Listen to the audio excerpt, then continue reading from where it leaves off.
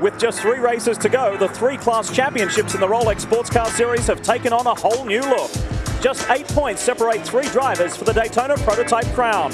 Scott Pruitt and Max Pappas look to be in charge of their own destiny until this mishap sent them home with a season-low 10th place finish at Homestead 2 weeks ago. Wayne Taylor is now just 8 points back after scoring another podium. And what about this guy? Andy Wallace drove the Sitco Crawford to victory in Homestead and is now just 11 points back. It's even tighter in the GT ranks. Mechanical woes ate away Bill Auberlin's point lead as his teammate Boris said won the race. Auberlin's advantage now, just 1 point.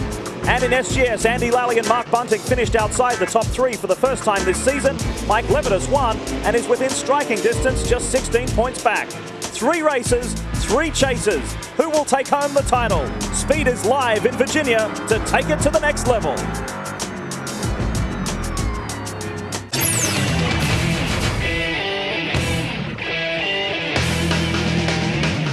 October is crunch time for the Rolex Sports Car Series. It's the final month of racing in 04 and the championship will be decided in the next 3 events. And if last year's race here at VIR was anything to go by, today's SunTrust 400 should be a thriller.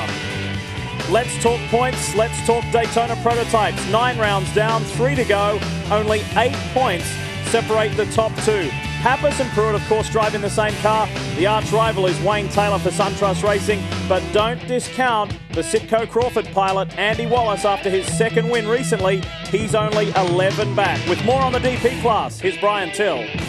Well, Leigh, and Daytona Prototypes, a very familiar sight up front as the 01 car of Scott Pruitt and Max Pappas has qualified on the pole for the 9th time this season. Indeed, the only time they have not been on the pole is when they had a mechanical problem in qualifying at Watkins Glen. And this pole position couldn't have come at a better time for these guys, trying to rebound from a very uncharacteristic Scott Pruitt mistake at Homestead last time out. That mistake cost them not only a chance for victory at Homestead, but as you mentioned, Leigh, it also cost them dearly in the points chase. Andy Wallace and Wayne Taylor both able to close up. If Pappas and Pruitt want the trophy at the end of the season, they need to return to their winning ways. And for those guys, there's no better time than the present. Leigh? Thanks, Brian. 3 classes in the Rolex Sports Car Series. Let's talk about our 2nd class, GT. Couldn't be much closer than this, could it? The former co-drivers, the still teammates, Bill Auberlin, Boris said, only 1 point separating them. And very, very consistent effort by the Racers Group trio of Gleason, James and Valentine. You get 35 points for a win. They're only 21 back, so they're still in it.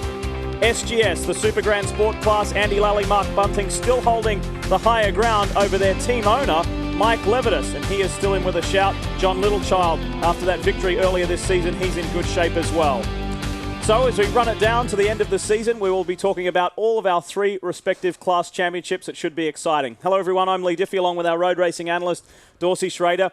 Of course, Daytona Prototypes are our focal point. We're going to be talking a lot about Ganassi, a lot about SunTrust. There's nothing between them. How do they play it out from here? Well, let me just say this. There's 40 different cars racing today in 3 different classes. There's 3 championships yet to be decided. None of those championships can be won here today. They could all be lost. It's a pressure cooker, isn't it? It is. It's really intense pressure for these guys fighting it out for the championship. We are live here at VIR, Virginia International Raceway. Time to take a look at the BMW track map with Dorsey Schroeder. VIR has a corner for everyone. Turn 1 through 6, very tight. Good handling cars required here. 7 through 11, high-speed S's. You need a lot of downforce. Long back straightaway, you're talking horsepower. Roller coaster down 14 and 15 into the hog pen. Don't get it wrong. Don't get in the slop because start-finish is up ahead. Here they roll up towards the high point. You'll see the entire field, and it's a very healthy 40-car field here at VIR at the top of your screen, but the 3 respective pole sitters, new track record for Mad Max Pappas, 9th time in 10 races. The 01 starts from the pole. Newcomer Tom Milner grabs the GT pole, and Mike Levitas, Randy Popes for the 3rd time this season will start on the SGS pole. With more on GT, here's Chris Neville. Thanks, Leigh. The GT grid couldn't be tighter this weekend, and Tom Milner grabs his first pole, driving in his first Rolex race for his dad, Tom Milner Sr. These guys are looking for a lot of things out of this young driver. He's obviously very familiar with these cars, but this young 19-year-old still a huge accomplishment in his first Rolex race. Behind him, Bill Auberlin will be starting and keeping his eyes on this championship. He opened the door at Homestead with a big stumble. Boris said now just 1 point behind him. He's got to think about this championship. Boris said had big problems at qualifying earlier to this weekend. wing height was a little too high. He's got to start in the back of the pack. This track is very difficult for passing, so he's going to have to come from the back. Should be very tough. Calvin Fish has more on SGS. Well, Chris, in SGS, the story continues to be TPC Racing. For championship leaders Mark Bunting and Andy Lally, well, they had a remarkable streak going where they'd finished on the podium every race. That came to a crashing halt at the last round at Homestead with engine problems. And an 8th place finish now trims their championship lead down to 16 points over fellow TPC driver Michael Levitas. But when your luck changes, sometimes it happens in waves. Yesterday in qualifying, Mark Bunting put together a great qualifying run that put him second on the grid. Then he came up on some oil, went off the racetrack. TPC had to work hard last night to get that number 38 Porsche back on the grid today. So with 3 races remaining, Leigh, there's a lot to fight for in this SGS chase. Oh, and in all 3 classes, Cal, it should be a thrilling day. Very important round with the countdown on. Only 3 to go. Legendary broadcaster and journalist Chris Economaki is the Grand Marshal and will tell these guys to fire it up. Max Pappas, Wayne Taylor, side by side, and look at them, they're leaning on each other right before the green. Here we go at VIR. A little intimidation factor right there as Max jumps. Here comes Oswaldo Negri in the 6th, great move. And Darren Law. Law comes back from 5th, squashes up the inside. Taylor's being pushed wide. Wow, some big movement. You're right on board with Christian Fittipaldi. But look at that. Oswaldo Negri Jr. forceful from the start and puts the Shank car right into 2nd place. And I think Wayne Taylor went into conservation mode right away. He didn't want any part of that bumping at the beginning. Fittipaldi is now right on that black and yellow SunTrust Riley. Darren Law, after putting the 58 in a surprise 5th place, he feels confident here today at VIR. Remember, he used to drive for G&W Motorsports. This is their home track. Yeah, Max really trying to stretch her lead right now.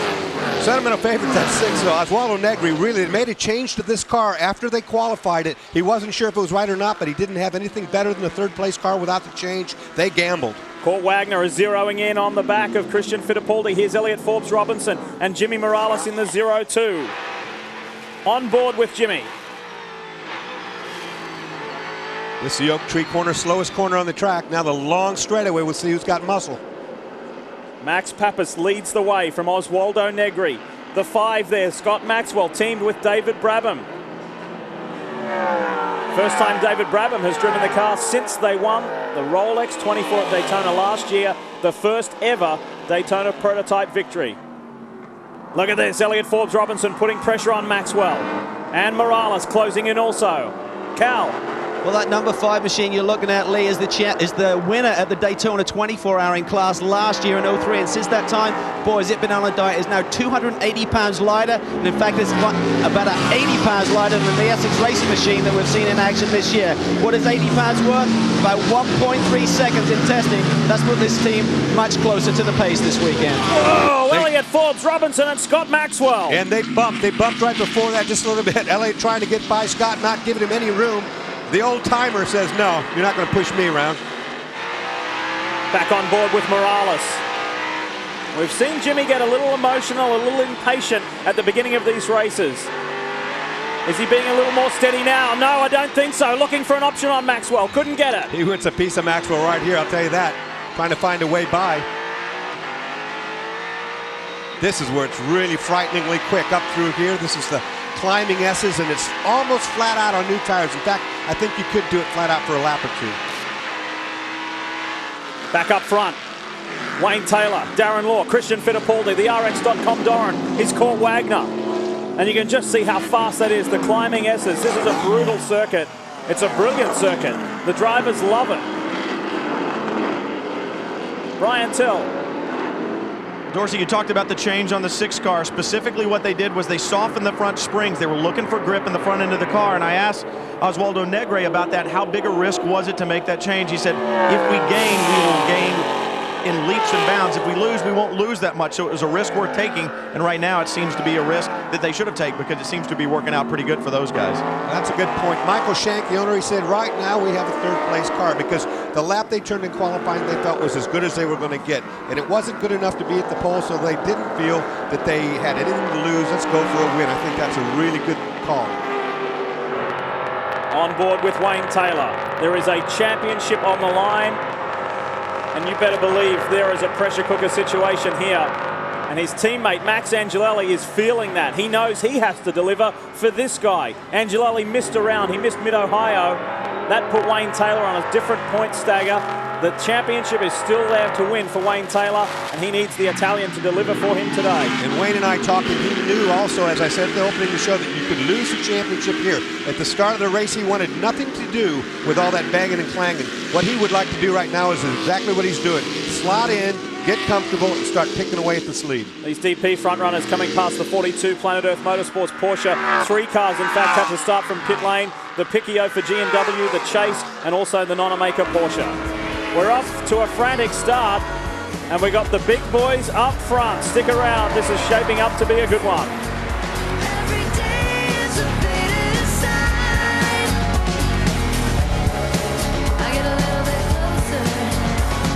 Welcome back to Virginia International Raceway, everyone. You're watching live sports car racing on speed, and you ride with the former champ car star Christian Fittipaldi in the Kodak Easy Share Doran, the championship winning car from last year. Boy, this was an important race for this team, and it's pleasing to see Christian back at the front of a race field, back into racing and in contention. A little bit of heartbreak for them at the most recent round at Homestead. A sticking throttle really took them out of the equation. But now look at this. Fittipaldi is in this fight. Sit back, enjoy it, turn up your volume at home. This is the sounds of speed.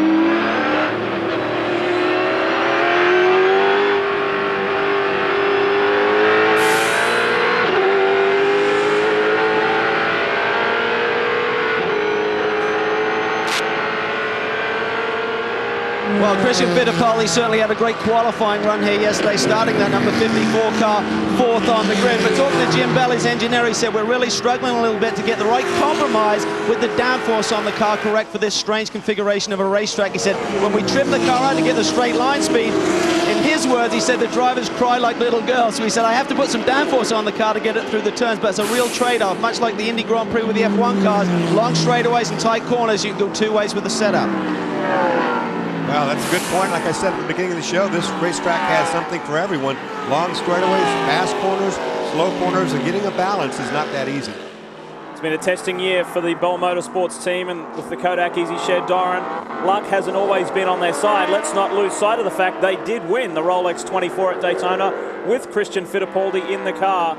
And speaking with Christian this weekend, he's very excited to be in this rapidly growing Rolex Sports Car Series. He said, man, how things have changed since I started, you know, last Rolex 24 when the car was just being put together at the racetrack. Riding here with Jimmy Morales, still has not found a way by Maxwell and the Ford Multimatic up ahead. They've done a lot of work other than just reducing the weight on that car. It's really undergone a lot of close looking. And you know, Dan Davis under the brakes, Jimmy Morales, big dive bomb. Now, is he in too tight? No, he's okay. He's okay. Saw Dan Davis, head of Ford Racing, has been here all weekend, so that tips me off that he's taking a close look at the series. And a reminder, this is not the same Ford Multimatic that you've seen throughout this season, run by the or driven by the Pruskowskis. It's still under Essex Racing with Mike Gouet running the show, but Larry Holt from Multimatic, the man there, has brought this. This is Multimatic's car. This is their baby. They will never get rid of this car. And as Calvin correctly said, it won the Rolex 24 at Daytona last year. And Larry Holt and his guys have been tweaking and fine-tuning it. And Scott Maxwell teams with David Brabham. They run 8th at the moment. On board, GT class leading car, the combination of Bill Auberlin and Justin Marks. Didn't put it on the pole, which was a surprise. People were pleased for young Tom Milner, son of the team owner, and he's teamed with Gunnar Jeanette today. Cal? Well, the number 23 car is down here in pit lane, the Pontiac GTO, and this is really what the GT class is all about next year. We had a great qualifying run by Charles Espinlau, but engine problems continuing here. They actually had to overheat during practice and qualifying. They thought they'd saved it. They're now trying to bleed the system and try and get Charles Espinlau back on track, but I don't think it's going to happen, boys. It's BMW 1-2 in GT at the moment. Remember, Boris said that technical infraction after qualifying, so he had to work his way from the back of the field, and he's coming for a fairly rapid rate. He's up to about 7th in class now. Calvin alluded to the new bodywork that GT car is running. It's not the only one. The 16 car here, the sister car, if you will, of the Milner stable, is next year's bodywork. Take a look at that car. Now look at this one. Complete different configuration across the front. Chris Neville, tell us more about this car. Well, actually, Leigh, the pole that Tom Milner Jr. got was very unexpected for this team. Obviously, they were very excited for him, but what's going on right now is definitely racing strategy. They told Tom, Bill's got the experience, so once the race gets going, just slot in behind him, see if you can keep up and learn from the veterans. So that's what we're seeing on the racetrack right now. Obviously, later in the race, when Gunnar Jeanette jumps in this car, we might see a little bit more bumping and bagging for the lead. And the major point about this, why is there suddenly a third PTG BMW? Well, Porsche are only 1 point behind them in the manufacturer's chase in GT. BMW do not want to lose that title. No way. Now, this is all for money. Some teams already having to work hard. The Maserati of Washington boys, some problems on the front end of Darius Grala's car. We're up and running, and Pappas enjoys a 2-second lead over Wayne Taylor.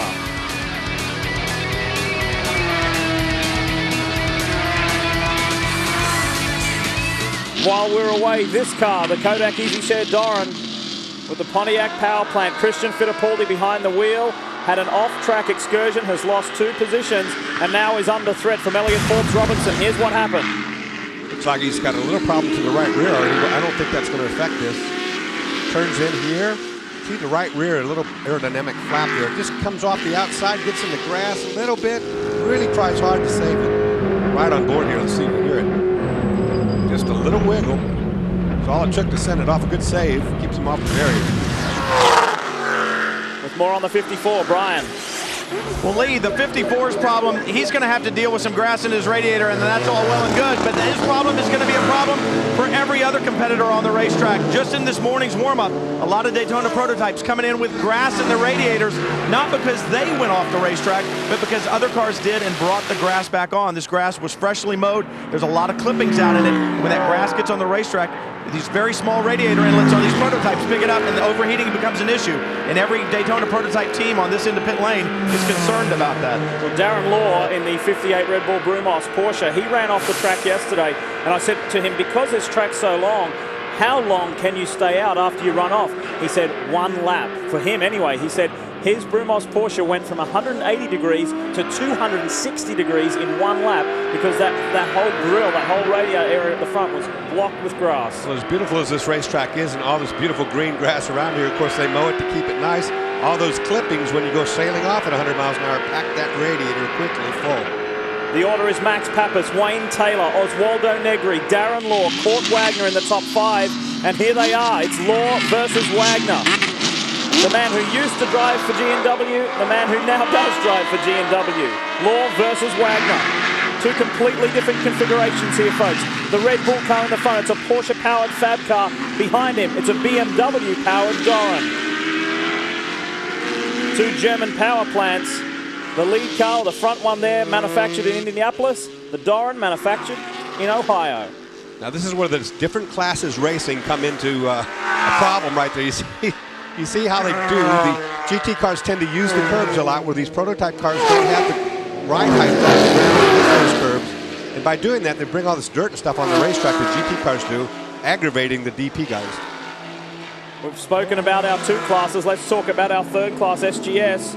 Mike Levitas leads the way from the 14 of Corey Friedman, doing a nice job in the Autometrics Motorsport machine. That's 1-2 in SGS. And 3rd is the Seagal Bricks car. The Grease Monkey outfit, who are really coming on strong. Look to the top of your picture. Elliott Forbes Robinson right in the draft now. Christian Fittipaldi putting plenty of pressure on the Brazilian. Riding now with Fittipaldi. There you see that little flapping piece of aerodynamic It's not a big problem. They just out there. He's not aware of it. Christian has no idea that that's doing that. On the other hand, Elliott can see it quite good. The Ford, the Howard Boss snowplow machine that you're looking at. Elliott, Forbes, Robinson, Butch Leitzinger picked up their first podium of Daytona Prototype Racing at our last round in Miami, and the veteran was very disappointed, and so too was Butch, that they did not score a victory there. They felt they had the car to go all the way, and there was some confusion with a yellow. They stayed out when they should have come in, and that was very costly for them. Now EFR closes the gap under braking. What has he got for the Kodak Easy Share Doran?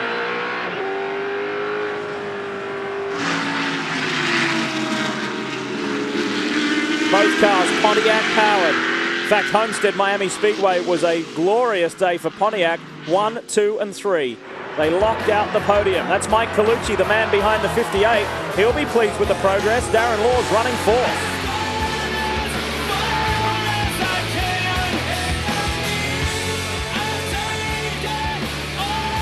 This is the SunTrust 400 here at Virginia International Raceway. And you ride with race leader Max Pappas on board the Lexus Riley for Ganassi Racing, the CompUSA team. 3.7 seconds in the lead. This car has led at every single event. In fact, it's the only car, the only Daytona prototype that has led every single race meeting. It's been a mighty effort. Their first year in DP Racing, and the top shelf, high quality organization that is Chip Ganassi Racing has really raised the level in the Rolex Sports Car Series. Max is doing it well. He leads Wayne Taylor for SunTrust Racing, just shy of 4 seconds. Then it's Oswaldo Negri. We ride with Wayne Taylor. Let's enjoy this for a moment.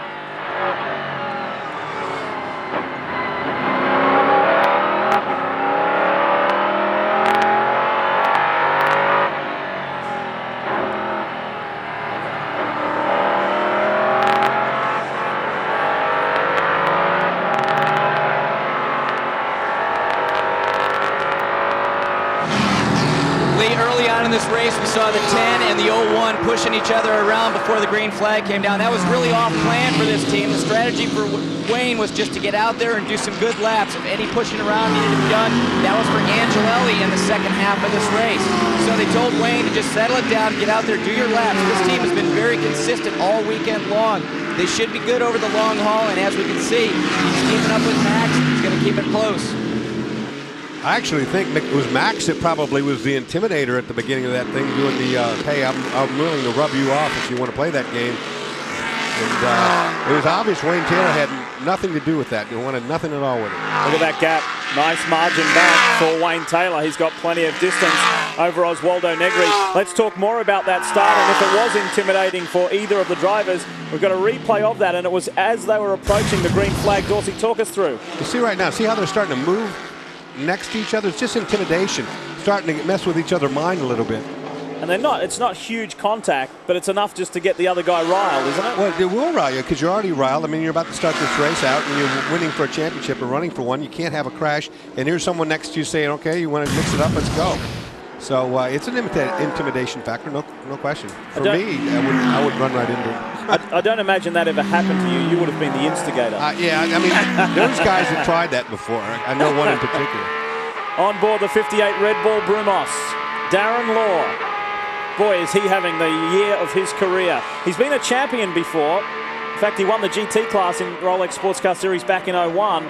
But he is at the top level now of his game, and he is driving brilliantly. You see up ahead, Elliott Forbes Robinson is flying. The 4 is the car on the move. Take a look here with Darren Law at what just happened.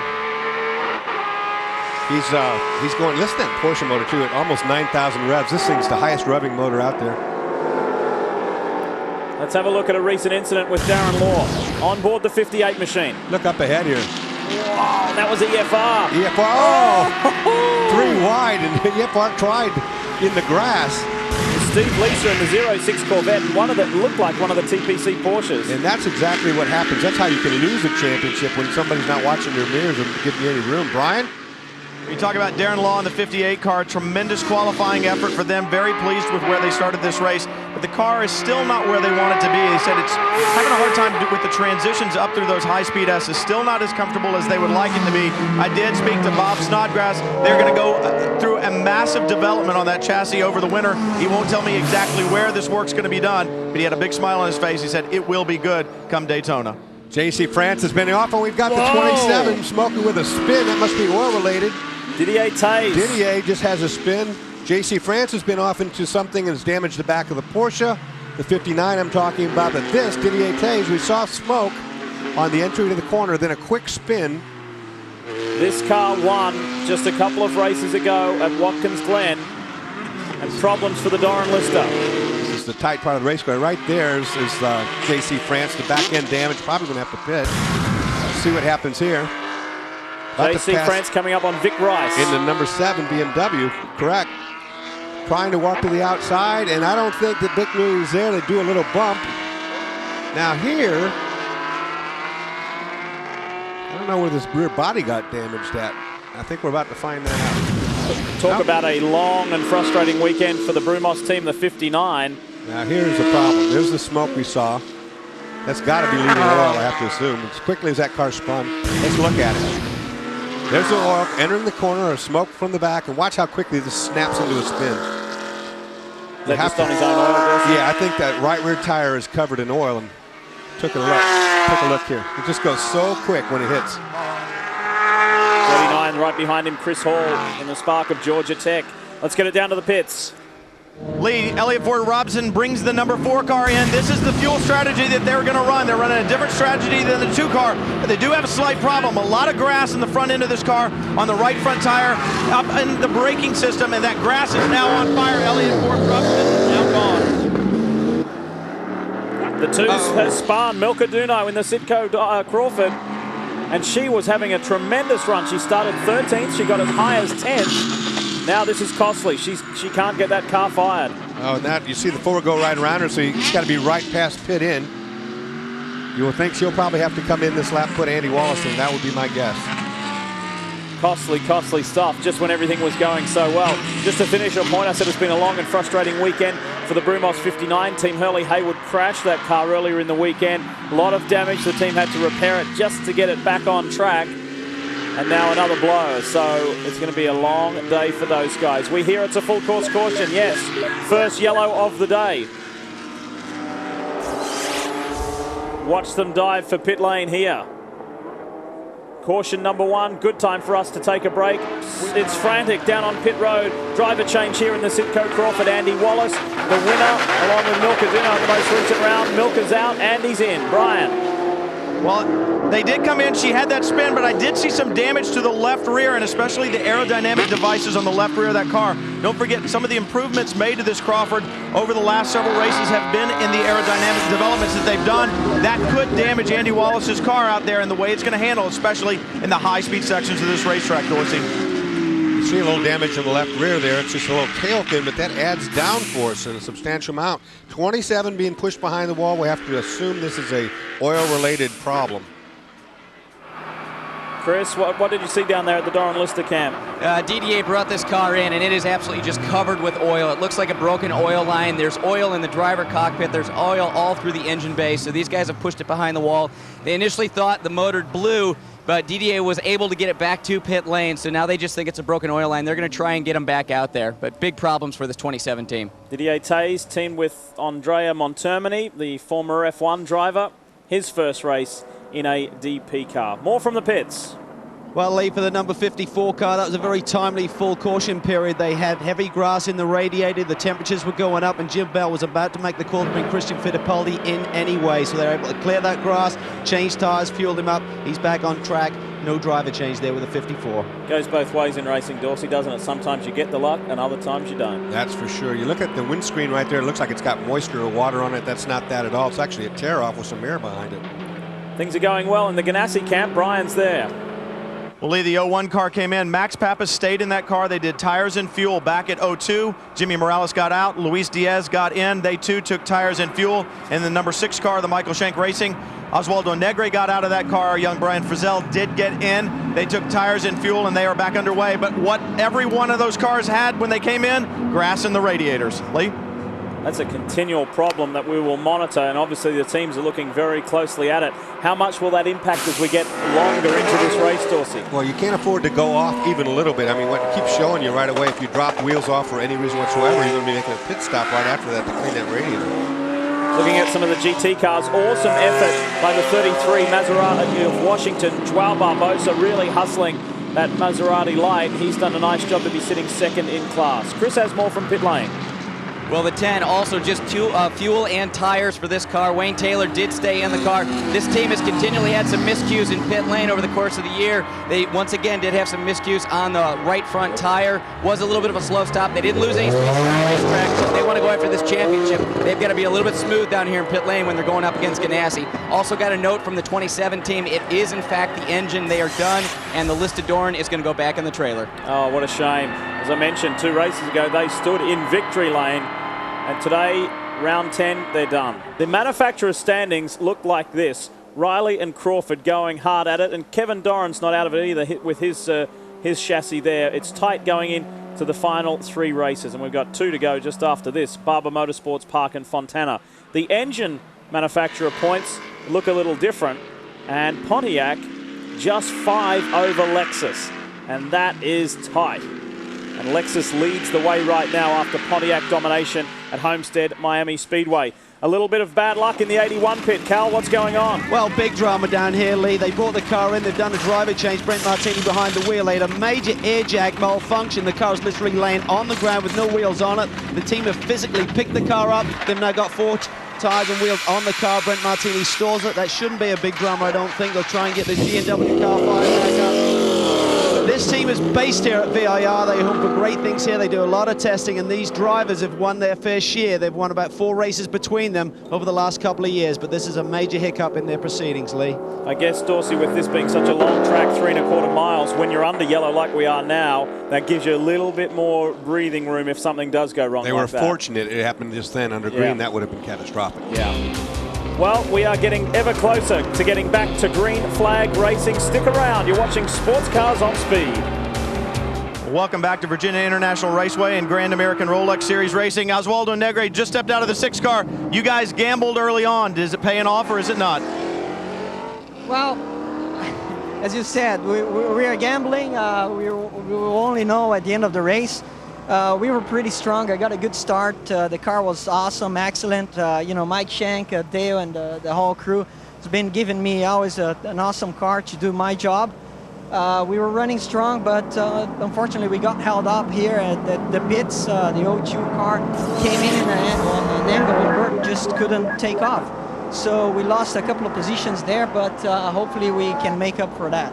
Well, frustration for the little team that could. Michael Shank Racing obviously putting on a good car on the racetrack every single weekend. They've got another good car here. They'll see if they can make up those positions lost in the pits. Leigh? Bert Frizzell's 23rd birthday on Friday. As we come to green, finally. Seemed to be an exceptionally long caution, but thankfully we are back to racing. And look at this. The SunTrust car has a shot at the Ganassi machine. It's the 5 of Scott Maxwell out in front. And yeah, pass executed. Perfectly timed pass, I should say, at that. Wayne Taylor now gets ahead of Max Pappas. Look at him, a little bit of understeer, goes a little wide, but keeps it on track. That's the cold tires, the understeer in the front. You saw him line it up at the back and get it turned. Now, this is where you start building speed. I'm talking big speed. You up through these S's, 170 mile per hour if you've got good tires. Look, it won't happen this time. Not with all that kitty litter. That's where the oil was dropped. Let's turn 3-4. The 58. Charging hard. It's been a very strong start to the race for Darren Law. Bert Frizzell's applying the pressure, and a driver change in that 3rd car as well. Luis Diaz in the 02 Common USA Riley. Watch these guys snake up through these S's. It's very fast. This is where you get tested and where you really have to show how mentally strong you are and keep your foot flat to the floor. Wayne Taylor had the race face on in that restart, no question about it. He was not going to have any of that intimidation that he took in the first time. Scott Maxwell leads the way from Wayne Taylor, Max Pappas, Elliott Forbes Robertson, Darren Law, Bert Frizzell. This is great racing. They are all bunched up after that caution. No lapped cars in the mix here. The DP's going hard at it, and it's the Ford-powered Multimatic from Canada leading the way. I was about to say, well, you look at the jump the Multimatic has got, running really good laps, leading. We haven't seen a lot of that lately. It's one thing about Daytona prototype racing. Just about every chassis engine manufacturer has had an opportunity to lead in this championship. That's a good point. More cars being built all the time. This class growing. Phenomenal growth rate. I've never seen anything like it. On board with Taylor. We spoke about pressure for this guy and this team being in the championship hunt. That's been escalated this weekend because this event is being presented by SunTrust, and all of the heavy artillery from that company are here enjoying this, and they're expecting results. Let's get it down to the pits. Leigh down here with Wayne Taylor's co-driver Max Angelelli. Max, you've got to be excited about what Wayne is doing on the racetrack right now. Yeah, very happy. He's doing very well. For sure, the number 5 is going to pit pretty soon, so basically we have the lead. Obviously, you're going to finish the race. That's going to be a lot of pressure on you for what's going on with this points championship. Yeah, a lot of pressure. I feel it already. So happy. Well, he's pretty excited to get in this car. Brian? Guys, it may have looked like Max Pappas was asleep on that restart, but I checked in with his crew and he said absolutely not. Scott Maxwell caught him out with probably the oldest trick in the book, the brake check as they came for the restart. Max had to get on the brakes. Maxwell took off, and obviously that momentum that Pappas lost allowed Wayne Taylor to make the move down the straightaway. Tricks, they get played everywhere, Dorsey, but you never played any of those tricks, did you, bud? That's the old break and hit and run deal, and that's if you can get away with it, everything's fair in love and war. Car to watch here is the 4, the Howard Boss Motorsport machine. The Pontiac-powered Crawford right behind this car. Elliott Forbes Robinson has repeated what he did at Homestead Miami Speedway and is just coming through the field. Meanwhile, Wayne Taylor is right with Scott Maxwell for the lead, putting plenty of pressure on the Canadian. And the SunTrust Riley is flying.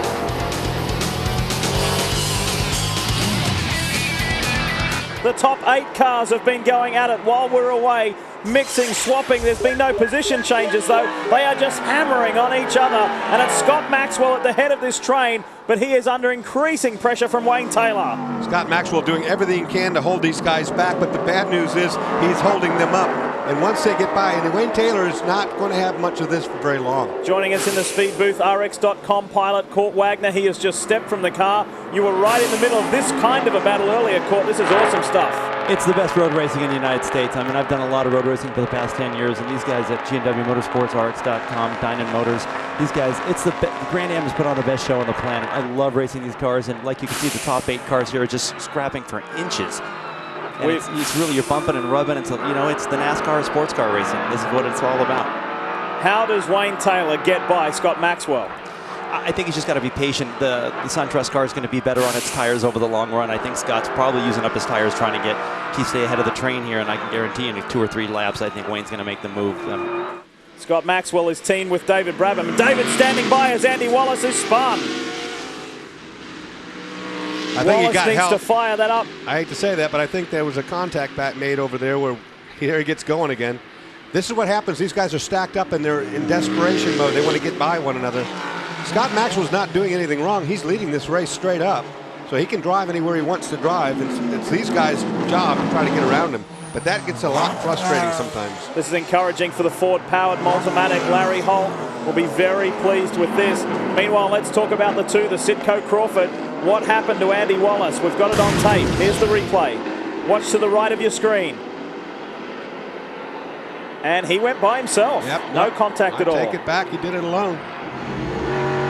Court, as you see, you can see the oil down on the right-hand side as he comes up into that area. How much does that affect you psychologically when you're picking your line?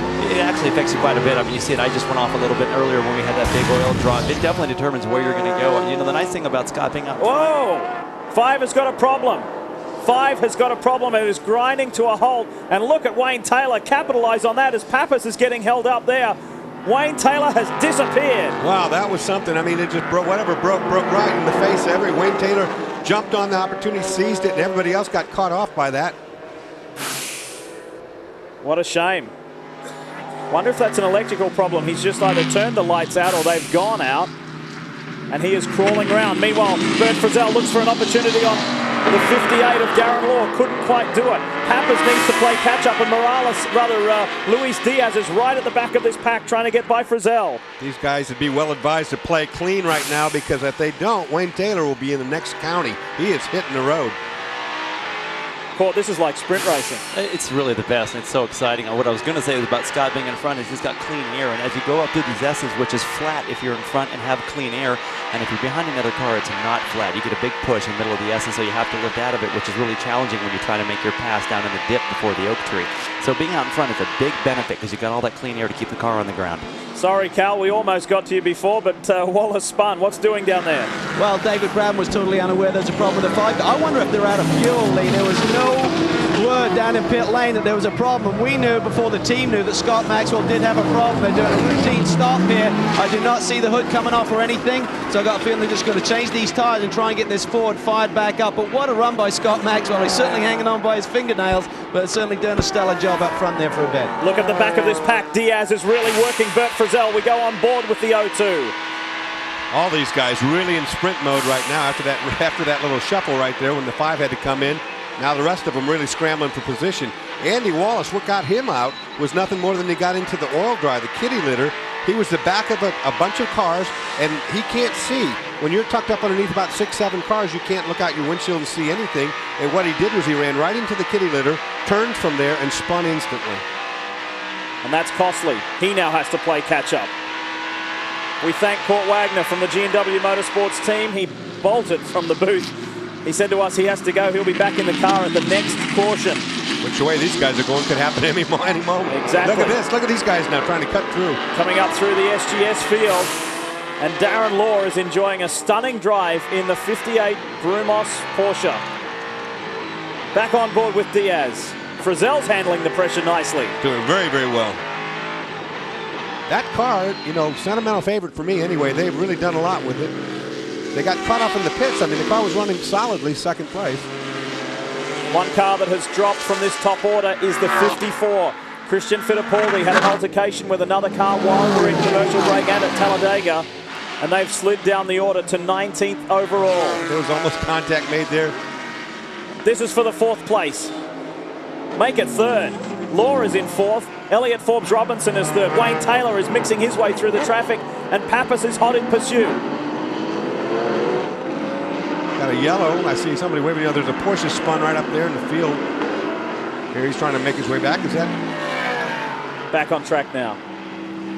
Everything okay there. We get back to this battle. Pappas, Forbes Robinson, Law. It's a Lexus-powered Riley at the front of this group here. Here's Max, a Pontiac-powered Crawford, and a Porsche-powered Fab car. Great diversity. Court was making a really good point there about the aerodynamics of these cars when you're in those high-speed corners. We've got trouble here. Oh, whoa, look at this. The 06 Inner City Youth car spun, was facing the wrong way. Great driving from Max Pappas to avoid him. And they went both sides of him. They split that Corvette and didn't hit it, and that was all good drivers doing. Good job. Dave Rosenblum behind the wheel. And that was a scary moment. Now that gives the FR an opportunity to put the blowtorch right on Max Pappas. And Bert Frizzell has a run on Darren Law. Now look at Max Pappas' grill, though. We talked about going off even a little bit. He's got a half a radiator grill shut off with grass right now. And we know it won't take long for that engine to start overheating. I don't know if he can do it with a half an opening or not. You see it right on the front. And while all this has been going on, guess who's the big winner? Wayne Taylor has a 10-second lead. Here's the replay. Watch the Corvette. It's about 3 up there. See, he gets spinning right now. Everybody's got to make a decision. What do you do? Where do you go? Outside, inside, everywhere. But these guys that went through the grass might be paying a big penalty here in a lap or two. Darren Law split it. Here's our race leader, Wayne Taylor for SunTrust Racing. Look at that. Nobody home. You have to look back 10 seconds until you find Max Pappas. You know, if something happens in front of you like Wayne Taylor happened to him, where you get that break all of a sudden when the 5 broke, you all of a sudden you get your head down, you get your adrenaline going, and you start really running off some fast laps because you know you can gain ground. On board with Darren Law. And this is the best run. Oh, contact there between Darren Law and the 47. And in that at the moment is Bob Ward. Gets it going. Are these guys busy or what? Yeah, they're not even starting to be busy. It's going to be like this all day. Need to squeeze in a quick break. but we will return. And Wayne Taylor is now well in command.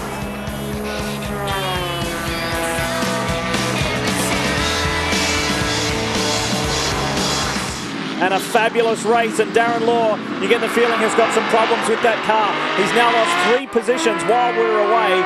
The Red Bull machine is dropping back. Could be a temperature issue. Both these cars have dropped off and got, we know, some grass in the radiator.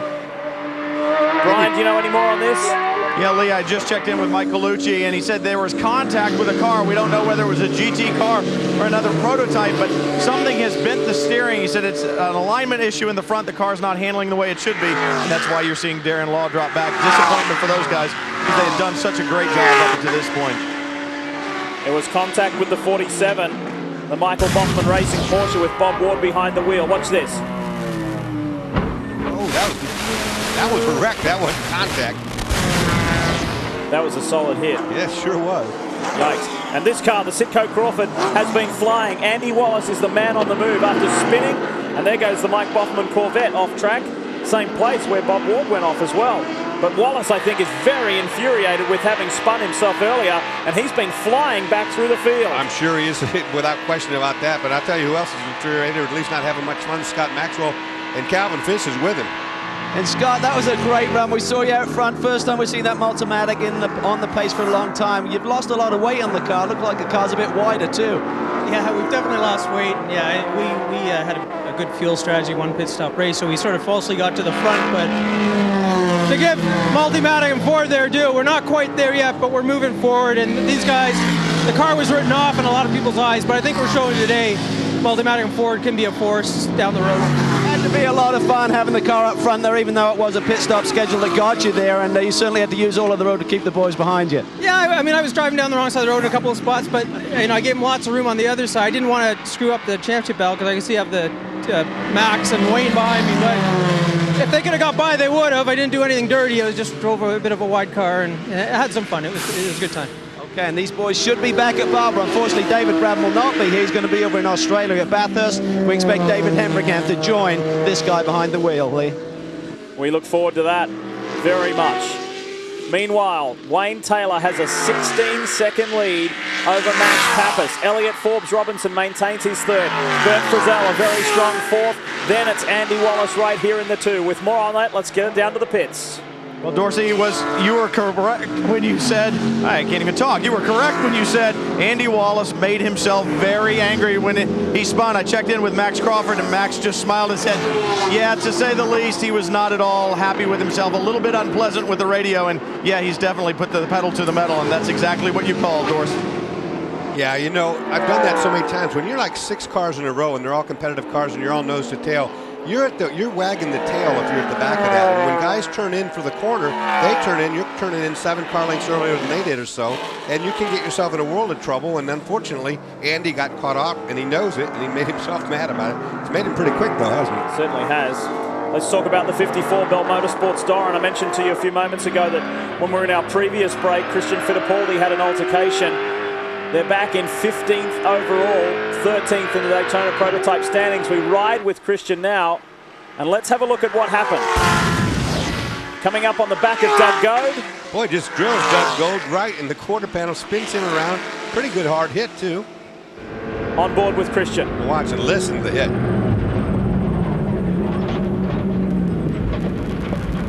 How do you call that one? Goes. Well, I mean, certainly it was Christian's fault because Doug didn't do anything too hung, did he? Cal? Well, they had to make 2 pit stops because of that contact. Initially, it was a flat right. They sent Christian back out again, and then 1 lap later, he was back in with a slow leak in the right rear. So it's been a long day for this team. They continue to work hard. They won the opening round at the Daytona 24, but it's been an uphill slog ever since that. And we talk about the weight on the Multimatic. This car continues to be about 90 pounds overweight, so if they could shed that extra weight, I think there'd be more of a factor too, Leigh.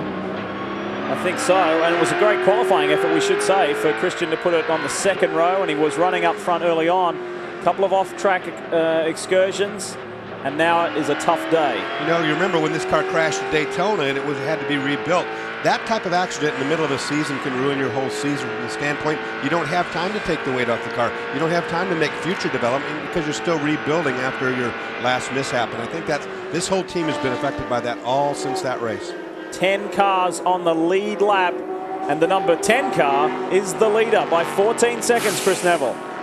Leigh, a few laps ago, Wayne Taylor radioed in complaining of a vibration in the 10 car. It has subsided, gone away, so the car is back to normal. And what Bill Riley was saying is he's spending so much time offline trying to get around traffic that he's just picking up all kinds of buildup on the tires. So that is definitely going to come into play here today. How about Borisek from the back of the GT field to third, behind the lead PTG BMW of Bill Auberlen and that Maserati of Joao Barbosa.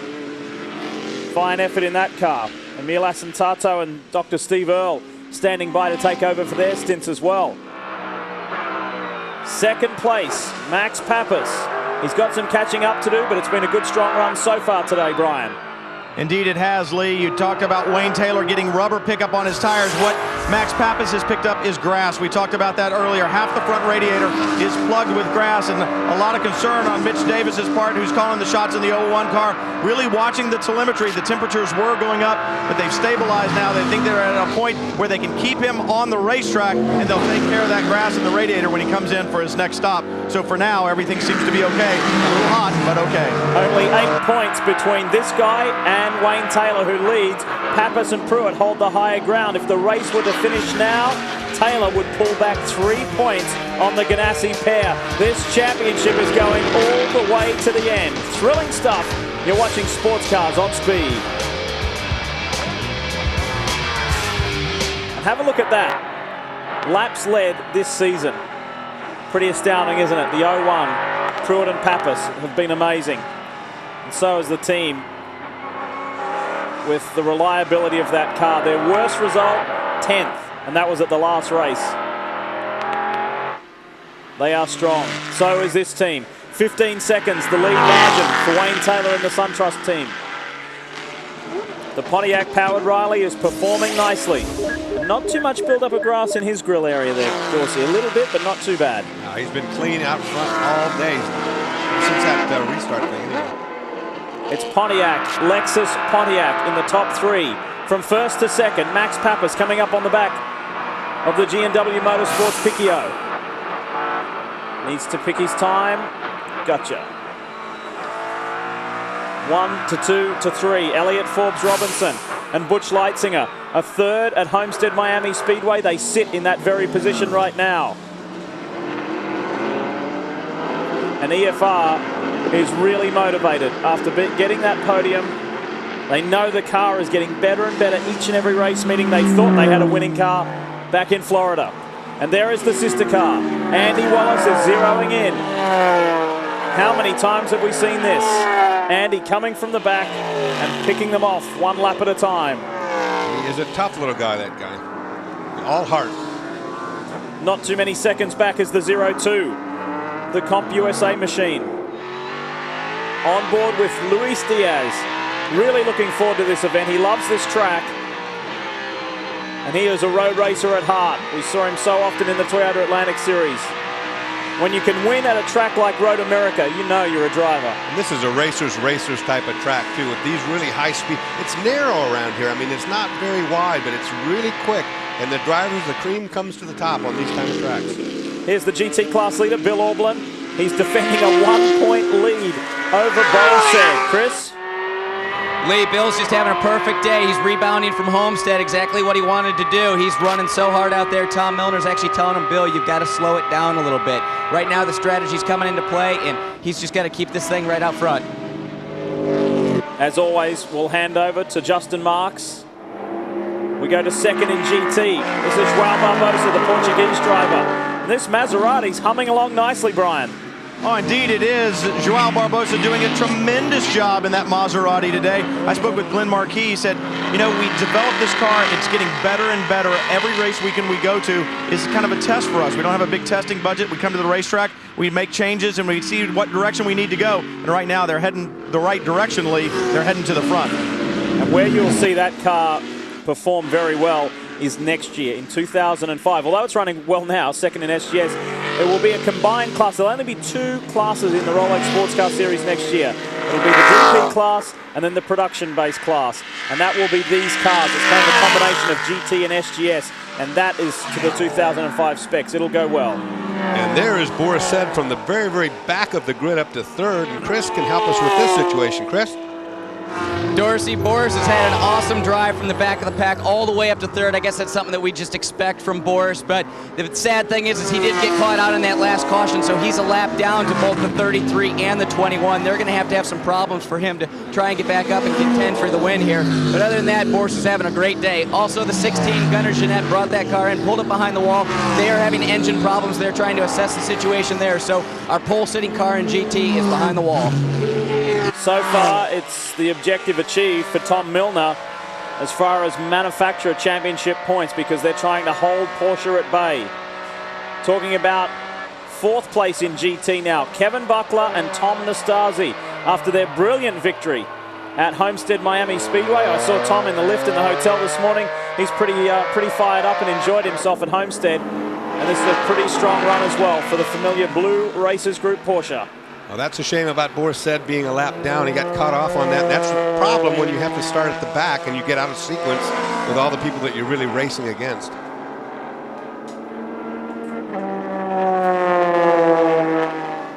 The 38, Andy Lally, Mark Bunting.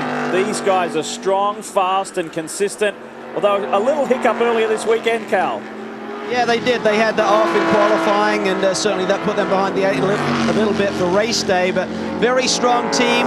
Both the 38 and the 36 took advantage of that caution period to pit their cars and turn it over to Andy Lally behind the wheel of 38 car right now, and Randy Post behind the wheel running 2nd in the 36 machine. Now, all of the TPC cars are now running a different rear wing. It's a Crawford rear wing.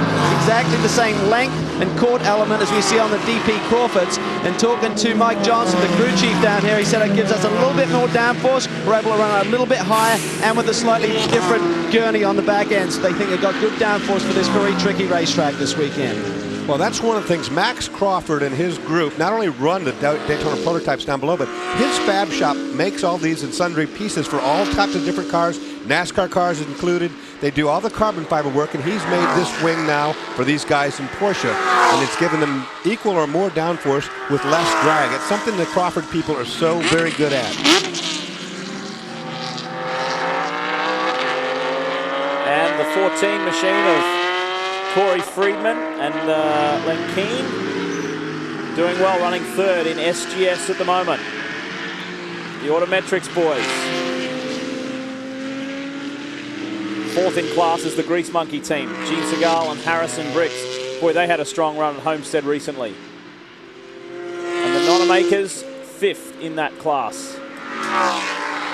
So that gives you an overview of our 3 classes within the Rolex Sports Car Series. Back up front, it's still the SunTrust team of Wayne Taylor, Max Angelelli.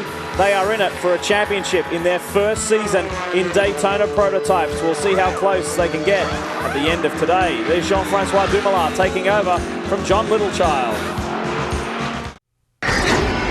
Daytona prototype racing at its best. We've seen it today here at Virginia International Raceway, round 10 of the Rolex Sports Car Series.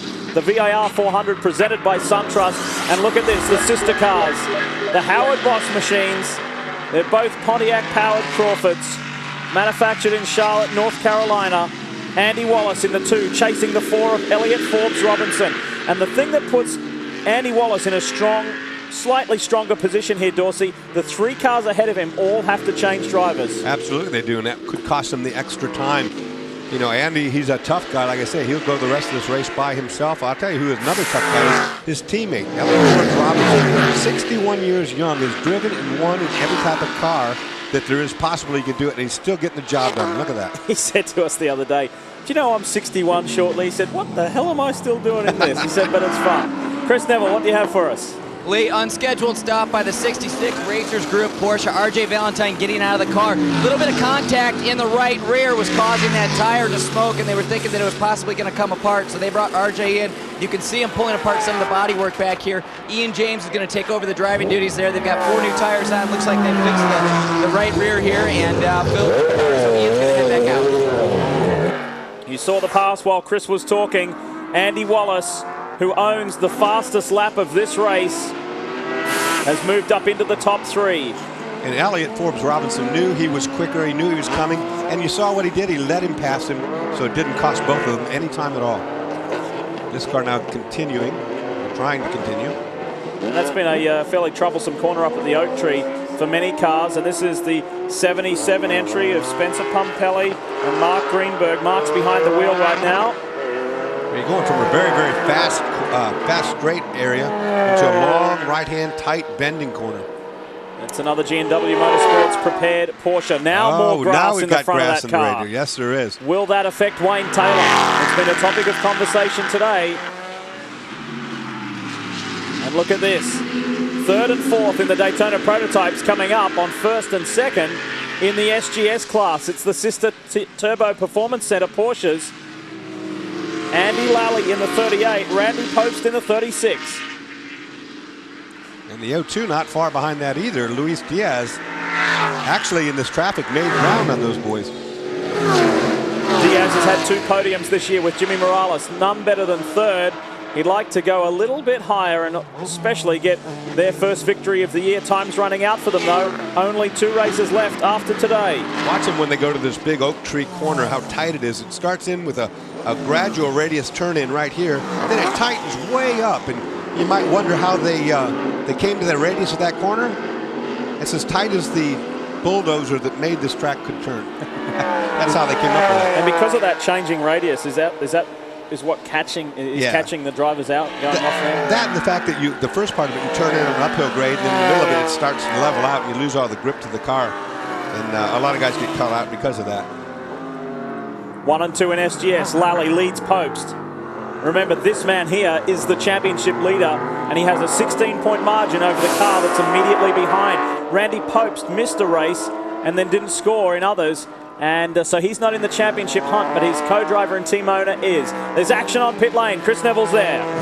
Leigh, Wayne Taylor just brought the number 10 SunTrust Pontiac Riley into pit lane. Max Angelelli's going to take over the driving duties. This could very well be the most important pit stop this team has had this year so far. So these guys have got to hit their mark. Everything looks like it's going very well right now. So this could be very good. And looks like fuel's just there, just waiting for the fuel to go in. And he's down and away. Ryan? The 01 is in, Pappas is out, Scott Pruitt, it is his turn to contribute to this team, and contribute he will. They'll take on 4 tires and fuel, but they'll also remove what's almost a bale of hay out of the front radiator of this Lexus-powered machine. They'll get him down and away, a routine stop down here, but it is definitely one that has championship implications, guys. It was an uncharacteristic error from Scott Pruitt 2 weeks ago in Homestead when he spun while chasing the SunTrust Riley. He won't make that mistake again today. He wants to win this championship. You and I talked to Wayne Taylor, and he told us he was so nervous about his performance in the car and how it was going to go. I can say this right now, his stint is done. He did a perfect job. He did, yeah, absolutely. He had to fight, he had to wrestle a little bit at the beginning, but when he handed it over, there was around a 15-second margin between he and Max Pappas. You're looking at Andy Wallace. 2 wins this season, both of them at Homestead Miami Speedway. Can he get a victory on a road course? We'll find out later today. You see where he is right now, Doug. He's right where he likes to be, and that will give him some more points led, as well as that chassis, some more laps led, I should say, in the statistic book. You have to remember that Andy's done a lot of laps around here. Well, you know, in the whole testing process and development process for this Crawford chassis. The Crawford base is not too far, 2.5 hours down the road at Charlotte, North Carolina. They've done, I think, around 3 or 4 tests here. They've done a lot of aero work, a lot of aero development at this circuit, and the car is performing beautifully. As a result of those last pit stops, Andy Wallace is our new race leader.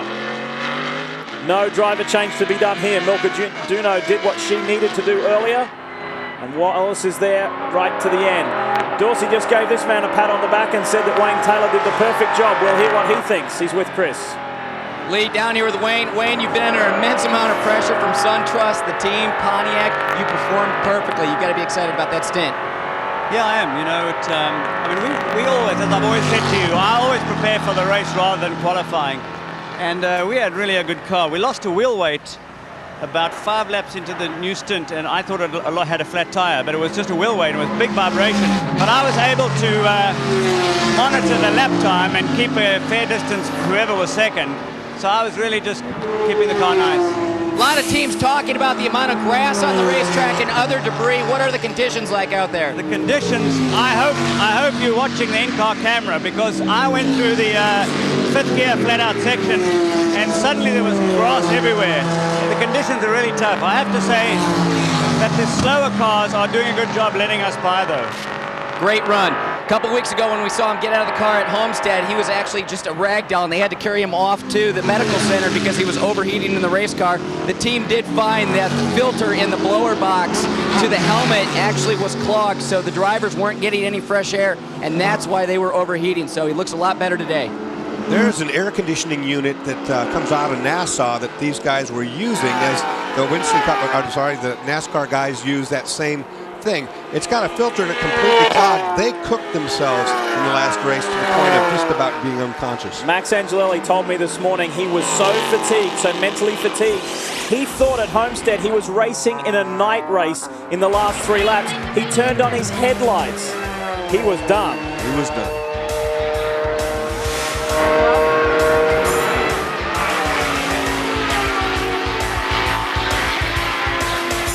Welcome back to the Grand Am Rolex Series here at Virginia International Raceway. We talked about the grass that these guys are picking up in the radiators. A little while ago, the EC Corvette, the number 06 in GT, came in. Dave Rosenblum made an off-course excursion. This is the amount of grass that it pulled in through the radiator. Now, Dorsey, the last time I saw this much grass when I played golf with Leigh Diffey, this is about the size of one of his divots when we actually played golf together. Let's go down to Brian. Well, Calvin, I think I got some of Diffey's divots down here too. The 02 car is in, a routine stop for them, tires and fuel, and Luis Diaz will stay in the car. But once again, a lot of grass out of the radiator for these guys. The only comment I will make is that Calvin is a good golfer. I know it hurt you to say that too. Well, I'm not. 21 is in. GT leading car, Chris. Leigh, a lot of action in the PTG pit. 22 is just in. Boris said getting out. Joey Ann getting in. Also, the 21 has also come in. Bill Auberlin getting out. Justin Marks getting in this car. Lots of debris on this racetrack. Both of these teams are pulling out cantaloupe-sized chunks of marbles coming out of these cars. So this racetrack has just got all kinds of debris, and it really smooths top down here for the 21. The other thing I've seen, I think that's what Chris was just talking about, cantaloupe-sized things, I couldn't quite hear, is I've seen a lot of discarded rubber bouncing around down these at the end of the straightaways. We haven't seen that in a while, and it can become a really big problem because these bits of rubber are really sticky. They all get together, they form into a big basketball-shaped thing inside the fender. Or when you get on the brakes, all of a sudden that thing comes flying out. If it gets underneath the car, it can tip you up. This battle's been going on for quite some time as the 4 is on pit road. Elliott Forbes Robinson is bringing it in. Will we see a driver change here, Brian? Indeed you will, Leigh. Butch Leitzinger is standing by to get in the 4 car, the Boss snowplow car. Almost need a grass plow car today. They bring it in. It should be a routine stop. I don't see any damage to this car. It looks like it's in great shape. We know Andy Wallace on the 2 Crawford has some damage to the left rear, but this car looks pristine. No grass on the grill of the 4 car. It should be a routine stop. Leitzinger getting the belts done, and they should be down and away shortly. Well, I had Elliott Forbes Robinson as a teammate, and one thing I can tell you for sure is he brings you back a pristine car. He does not hurt the car. He runs quickly, doesn't make mistakes, and gives you a lot of car to go do your damage with. You don't often see him do something erratic, do you? No, you do not. So Butch gets his chance. Another driver that felt the full force of those high temperatures and high humidity at Homestead a fortnight ago. You're looking at race leader Andy Wallace in the Sitco Crawford. He has a 21-second lead at the time that the 4 pitted. That now elevates Bert Frizzell up into 2nd place for Michael Shank Racing, and Darren Law in the Brumos Porsche to 3rd. They're cycling through their stops, and if a caution were to fall in these next 30 laps, that just falls perfectly into Andy Wallace's lap. It certainly does. And I'll tell you what, one thing we've seen about these Crawfords is they get really the best of all fuel mileage. They have that, without a doubt. They didn't stop that time as he goes right by pit in right there. Look at this, Darren Law on Bert Frizzell. It's Brumos versus Michael Shank Racing. And this didn't just happen. This has been going on a long time. Bert Frizzell holding back Oh, it's on. Whoa, Oh, through goes Angelelli. Angelelli's going to mix these two up a little bit. Not hanging around. How many times have we seen that? Look out, Bert, here he comes. Yeah. Bert, if he didn't catch that pass, he'll look up now and say, wait a minute, where'd he come from? The axe is about to start chopping. Look at the SunTrust Pontiac powering through, and that looked like Frizzell pulling off to pit lane. I think you were right. It was. Bert's gone in. Time for the Shank car to pit. Meanwhile, the Porsche, the Brumos machine, hangs out there. Bert Frizzell did a great stint right there by himself. He ran that, picked that time to pit perfectly. And Angelelli is on the warpath now. The Shank car's in, and Oswaldo Negri taking over. Let's get down there.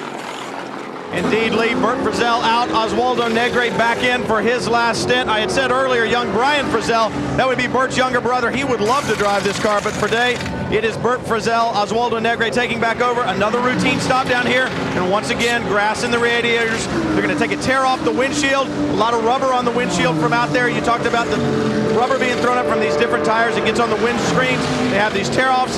They can just rip the big piece of plastic off, and the drivers have a clean windshield. Bert Frizzell will have, or I'm sorry, Oswaldo Negri will have a very fresh race car when he gets back out on the racetrack, guys. In GT, it is still the 21 of Justin Marks leading the 33. Maserati of Washington machine, and Kevin Buckler's 67 is running in third. One of the cars that's had a great performance today. Boris said Joey Hand is now behind the wheel, and Big Boris is in pit lane. Thanks, Leigh. Boris, that was an awesome drive. You came from the back of the pack all the way up to third, but you got to be pretty disappointed about getting caught out by that yellow. Yeah, I mean, it's just unfortunate. You know, sometimes when you're racing in the lower classes, if a yellow comes out and the overall leader gets between you. I mean, we thought we had it. We were ahead of the 01, but the 5 car, they're a bunch of idiots. You know, they just stayed out to lead a lap for glory in that car, and they pitted under the green a few laps later. We thought we were going to get away by, so their bad pit strategy kind of screwed our chances of a race today. But the BMW's running great, and it's a lot of fun, and Bill's leading, so that's what's important. For a while there, we saw a battle with you in the 16. What was going on? I know he was trying to wreck me. I don't know why, but he's going to learn a hard lesson someday if he tries that again. But it was good fun racing. Well, obviously, Boris is a little bit disappointed about this weekend, but hopefully he can still get a podium finish. I'm not sure who he was talking about, who was in the car at that stage, whether it was young Tom Milner or Gunnar Jeanette, but not happy with his with his teammates. And that car is done for the day. We should add the third PTG BMW. The 16 is out of the race. Other casualties of this one, the Multimatic Daytona prototype of David Brabham and Scott Maxwell. Electrical woes there. And race-winning car, the Doran Lister, the 27, Didier Tays and Andrea Montermini out as well with a blown engine. It's been a frantic pace here in Virginia, and only 2 races to go in this Rolex Sports Car Series. New leader in the SGS class, it's Randy Popes as he tackles some Daytona prototypes. And we should mention too, and congratulate Porsche, they have already clinched the Manufacturers' Championship in the Super Grand Sport class. They cannot be caught by Chevrolet or Ferrari. Randy Post, who just made that pass for the class lead when these 2 Daytona prototypes came into the brake zone, tires smoking, and you know, Randy's really a heads-up driver. I mean, you don't catch him off. He saw that all in the rearview mirror, knew what was coming on. One of the Daytona prototypes just weaving by them was Larry Huang, Chris Hall, the Spark of Georgia Tech. That was the car that was involved in that very scary hit, an accident at Homestead, and the guys at Crawford did a wonderful job to get that car repaired for them. Of course, they're a Crawford customer, and great to see them back on track. Problems for the 59 Brumos. Hurley Haywood here at a track where he has enjoyed so much success. Hurley Haywood and the late Peter Gregg won the very first IMSA GT race back here in 1971, and unfortunately Hurley will not enjoy that kind of success here today. And you can catch Hurley later this week on Dave Despain's Wind Tunnel, live here on Speed. Time to leave you momentarily from VIR, but stick around. There's still another round of stops to go as we enter our final hour of racing. We're waiting for Andy Wallace to roll into his pit spot. Leading the race as he came in. Another tremendous performance by the diminutive Brit. bringing the car to a stop. He will stay in. The crew over the wall. It'll be tires and fuel once again. Still looking at the damage on the left rear of this car. I spoke with Max Crawford about it. He said it is having no effect at all, and that would be obvious by the lap times that Andy Wallace is turning. Another stellar performance by Andy Wallace and the entire Crawford team. Angelelli just went whipping round behind you there, Brian. Andy had a 30-second lead coming into this stop, but now Max Angelelli leads this race. Yeah, Max has gone by. This car needs to get back on the racetrack as quickly as possible. And a caution did not come at a timely moment for the Sitco number 2. And of course, that's what they were playing for, was a yellow flag to come in. It didn't happen. He had a 30-second lead before. New leader, though, now will be Max Angelelli, and that's him. You're right on board. And the Axe would dearly love to be the champion this year himself. It will not be because of that race he missed at Mid-Ohio. He's too far back on the points. But if there's one thing he can do is help deliver the Daytona Prototype Championship to his good friend, Wayne Taylor. And just before we went to the break, we saw the 59 59 Brumos Porsche coming in slowly at the hands of Hurley Haywood. What's the deal down there, Brian? Well, Leigh, they tell you to mash the gas out on the racetrack to get these cars to go fast. The problem is, if you don't have a throttle linkage and the cable is broken, it doesn't matter how hard you mash the pedal, the car's not going to go, and that's exactly the problem with the 59 car. Angelelli has just gone by Justin Marks, the GT class leading car for PTG BMW. Things are looking smooth there. And remember that Bill Aublin is the points leader. Chris, do you have more on that situation? Yeah, Leigh, down here with Bill Auberlin. Bill, stellar performance today. You really bounced back after the mechanical problem at Homestead. You've got to be excited about the position you're in. Yeah, I'm really happy. The team has come through as always. Our car was not that great in qualifying. They made all the adjustments. We talked about it, and the car is on fire right now, like it usually is. And we've gone to the front, stayed in the front, never looked back. And I'm really happy. Just like to say hello to my mom, Yvette, my wife. Sorry you're not at the race. Don't shop too much. Now, you're not sharing this points lead with your teammate. What kind of pressure are you putting on him to put in a good performance on the racetrack? Well, Justin's young, you know, and you just hope he can put it together. He did a really good job in Atlanta a couple of weeks back. I just need one more of those, Justin, baby. Come on, pull it through. Brian, you down with the 58? Indeed, Chris. Darren Law bringing the 58 in. He's going to have to get past the 59 car that they were working on, but he brings it to a stop. David Donahue will be taking over from it. This car showing signs of the battle on the racetrack. Some cracks in the nose and tire marks down the left side of the Red Bull machine. Should be a routine stop. They are looking underneath the left rear, and actually the lower wishbone on the left rear, that contact they had earlier, there is a bend in the suspension piece. It's actually the toe link in the left rear is bent. Crew looking at it right now. It'll be interesting to see what they're going to have to do, or whether they can go back on the racetrack. But as you look back underneath the left rear, you see the bend. This has been a cracking pace at the front in today's race. There's only 24 laps remaining. It's 2 hours 45 minutes or 77 laps, and we've already done 53. As David Donahue steps in, this is where he saw his Daytona Prototype Championship slip away last year. Well, you wouldn't think they'd send him out with a bent toe link. Of course, that means the toe is off on that rear suspension. Make the car pretty evil handling, I'm sure. Plus, you have an issue on the bend being brittle as well as tire wear. Now, it looks like they're going to try to fix that. I feel for this team and the driving combination, because just when things have started to go right for them, something has nipped them and sent them in the backward direction. Let's get back down there to the Brumos camp. Dorsey, you were exactly right. You think about the very high-speed S's on this racetrack and the toe link being bent in the back end. If that were to collapse going through those S's, the results would be catastrophic. So they've got to make a repair on this car just to make it safe for the drivers. Very disappointing for them, as well as they had been running. Darren Law didn't even know what was wrong with the rear end of the car. He knew that there was some damage to it, but obviously you don't want to send your guys back out when the machine isn't right. You know, these cars 170 miles an hour through the S's, it would be anything but dangerous. Right, I mean, that's a good point. Darren Law's in there driving when the damage occurs. He doesn't know what the damage is. His job to keep it going until he needs to make a pit stop. He did that, but now that you know what the problem is, you don't take that chance.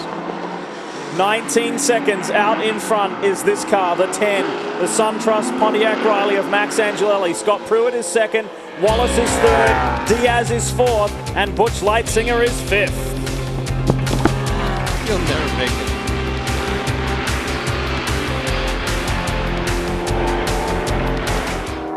Back live here on Speed at VIR and full course caution. Dorsey, that's timely to bunch them all back up. Well, there, right there, you see the problem. The 80, and this is up in the tire wall in the oak tree corner, and it's gone straight in. You can see that. Driver's out, everything fine there, but it will have to be towed to a safer area. That is the exit of the oak tree corner. That brings out the yellow, and as you say, stacks everybody up. That's the bad news for Angelo. You had that great big lead going over a guy that's going to be Wallace now, going to be right there with him. There's Max, set to go. Good temperature here today at VIR. Nowhere near as taxing as what it was in Homestead. Thank heavens. Yeah. It's only the second full course yellow of the day. And we are set for the final 20-odd laps. 21 laps remain here at VIR of this 3¼ mile circuit. We have had a little of everything today. Let's take a look at the first 56 laps. At the beginning, a little bit of intimidation between Pappas and Taylor. Look at the two. The Comp USA Riley and the SunTrust machine banging on each other at the line. Green flew, and there was some forceful passing moves. Taylor on Oswaldo Negri went through to second, then began the chase. The Multimatic, the Ford-powered machine, led at the hands of Scott Maxwell. We had the top 8 cars all in a lane. Max Pappas had to take evasive action as Dave Rosenblum spun. So did EFR and Darren Law. Pit stops, driver changes, been frantic stuff, and they've been dealing with a lot of grass getting caught in the grills and making the cars overheat. Duno stepped out of the car, put Andy Wallace in. He led, but now runs third. Pretty good crowd here at VIR. This is a beautiful circuit. If you have never been here, couldn't encourage you more highly to come here. Paul Newman, the legendary Hollywood actor, calls this place heaven on earth, and it is. These fans have been treated to a great road race here today, no question about that. Many, many cars contending for the lead, something we're getting used to in this class, this series. A lot of cars in contention. It's not over by any means after this yellow right here. Everybody's caught back up. The 10 machine, which had such a big lead there, now it's going to be a fight to the finish amongst all these guys. It looks like a driver change there. The RX.com Doran, I think, caught Wagner stepping in for Brent Martini there. And Martini did his job nicely. Meanwhile, time for a breather. Time to bunch back up. Look at these two guys going at it. Randy Popes wants another victory in Super Grand Sport. He leads Andy Lally. That's the sister car right behind. The two TPC Porsches going hard at it. That pass had just been made for that position too, so Andy would like to take it back, no doubt. Terrific effort in this class too for the Autometrics Porsche. Friedman and Keane doing a wonderful job today. And there's Scott Pruitt back in the 01 Comp USA machine. What has he got? Has he got something for Max the Axe Angelelli? We'll find out because time's running out. We're well and truly inside our last hour here. And it's a battle between the Rileys. Different power plant though. Lexus versus Pontiac. Two lead cars in SGS, Cal. They are in, and we expect no driver changes. Randy Post behind the wheel of the 36 and Andy Lally behind the wheel of the 38. It's down to two teams. Let's see if Andy's team can outperform the 36 car and try and get these guys in pit lane. Otherwise, it's going to be a battle all the way down to the wire. Michael Levinas says now it's the Andy and Randy show, and there's certainly been a great performance by both these guys. Team has performed flawlessly. Fuel is going in, and they're going to be changing the Hoosier tires right in front of them. A little bit tight here in this VIR pit lane. The 06 comes in as well, one of the GT machines. So, as we expected, everyone who needed fuel is going to take advantage of this full caution period and try and get their last stop done, Leigh. Post and Levinas have won 3 times this year. Andy Lally and Mark Bunting just the once, but it's been the incredible consistency of the 38. What's happening at the PTG pit, Chris? Joey Hand just brought the 22 in just for fuel, so it was a really quick stop. Obviously, these guys were a little bit concerned that they couldn't go all the way. Got his fuel, and he's back out. And Boris said, crossing his fingers, and Joey Hand delivering the goods. They need to gather as many championship points as they can to keep the fight there with Bill Aublin. Nothing has changed in SGS. Randy Pope stays ahead of Andy Lally. Great team battle there for the TPC organisation, and they'll be strong right to the end. This caution should be cleaned up quickly. We'll take this opportunity to squeeze in another quick commercial break. When we come back, the race leader and team owner, SunTrust's Wayne Taylor. You're inside the cockpit of the 01 CompUSA. Ganassi, Riley, Scott Pruitt there fighting for a championship. Who's he fighting? He's fighting the SunTrust team. In a moment, we'll talk with this man's teammate Wayne Taylor standing by. But first, Brian. Mia Lasantanto brings the number 33 Maserati in. Dr. Stephen Earle will be taking over a routine stop for these guys. Obviously, the last stop that they will need. Dr. Earle will take this thing to the checkered flag. Been a tremendous run. Ryan, Justin Marks also brought the 21 in, so the other PGD car has come in, got its fuel, and is going to head back out, so they're in really good shape. They've still got a lap up on the other sister car. BMW, Maserati, BMW. Time now to welcome SunTrust Racing's Wayne Taylor. Hey Wayne, great run out there. You had a good scrap at the front with various cars, had some good clean time out in front, and now Max leads. Yeah, it was. It was certainly a very, very good stint. Coming into the race, obviously there was a lot of pressure on the championship, and you've got to try and focus on each race at a time. We worked a lot on getting the car for the race, and I'm sure, as you saw, the car was really, really good. I think we had the best car out of there. And now we have the best driver in there to finish it off. I was speaking with Max earlier this morning, and you know, we all know how close friends you are and teammates. You've known each other for many, many years. He is really bearing the brunt of a lot of the pressure because he so much wants to deliver this championship for you, you know? Yeah, he does. I got to tell you a funny story, though. Yesterday he bet my team manager, Bill Riley, that I wouldn't get on the front row of the grid. So I don't know what that really meant, but I'm going to get him after this one. How do you feel? 2 to go. I mean, things are looking good today, but an interesting track that you've never raced at coming up, Barber Motorsports Park, and then we finish it at Fontana. Yeah, we had a test at Barber Motorsport, and we seemed pretty good there. You know, it's still, as you know, any of these championships, it can go down to the wire. I mean, anything can happen. So if we try and run a good race here, then next weekend and see where we lie when we get down to Fontana. All right, well, we look forward to watching the end of this one. Thanks for joining us, and I know you've got to get back down to the team. Wayne Taylor from SunTrust Racing. There's his man, Max Angelelli. Pressure's on, and we are working our way back to green. There's Pruitt. Does Pruitt have something? We'll find out. This caution came at a good moment late in the race, and so many of these Rolex Sports Car Series events have been decided in the last 15, 20, 10 minutes, whatever you like, right towards the end. They're so unpredictable. Don't count out the man in third. Andy Wallace is right there too. Does he have enough? All these guys now get to do battle against each other at the same point. Got good guys are in the cars. Cars are ready to race. Now we'll see. The car right behind the SunTrust machine is one of our new chassis manufacturers, the Chase. Johnny Miller's standing up here behind us as well in the speed announce booth. He looks a little hot. He had to work from the back. They crashed that car this morning, had to fix part of the front end, and Johnny had to hustle his way from the back of the grid, starting from pit lane, and that car is running 15th overall and 12th in the Daytona prototypes, and it's the longest we've seen the Chase run for, so good effort from those boys. Meanwhile, green is ready to fly. Final 19 laps here at VIR. Let's go. We find out if the CompUSA Ganassi car has anything for the SunTrust machine. Angelelli bolts. Look at this. Pruitt hot on it as well. And Andy Wallace coming in the background. Boy, I saw a lot of cars passing in the back there. I don't know if the green was out or not. We're going to find out about that soon enough. But boy, there's a lot of movement going on.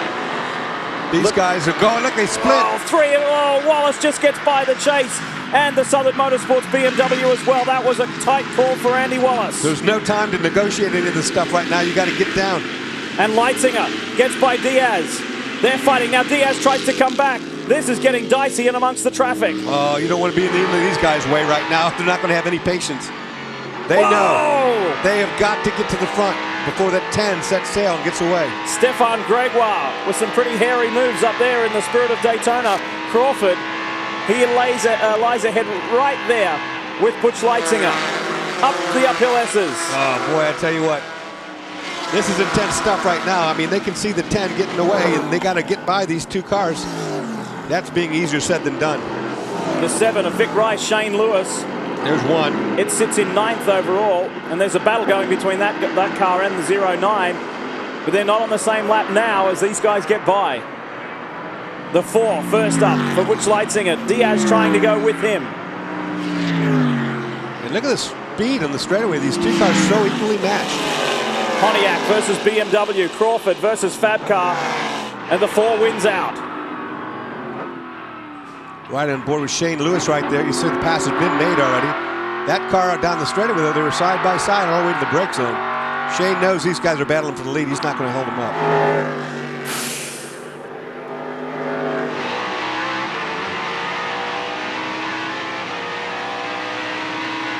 Here we go, looking inside again. Enjoying this ride with Luis Diaz. Comes up the inside of Shane Lewis. And Gregoire trying to go with him now. It's a pass for position there. Gregoire gets the upper hand.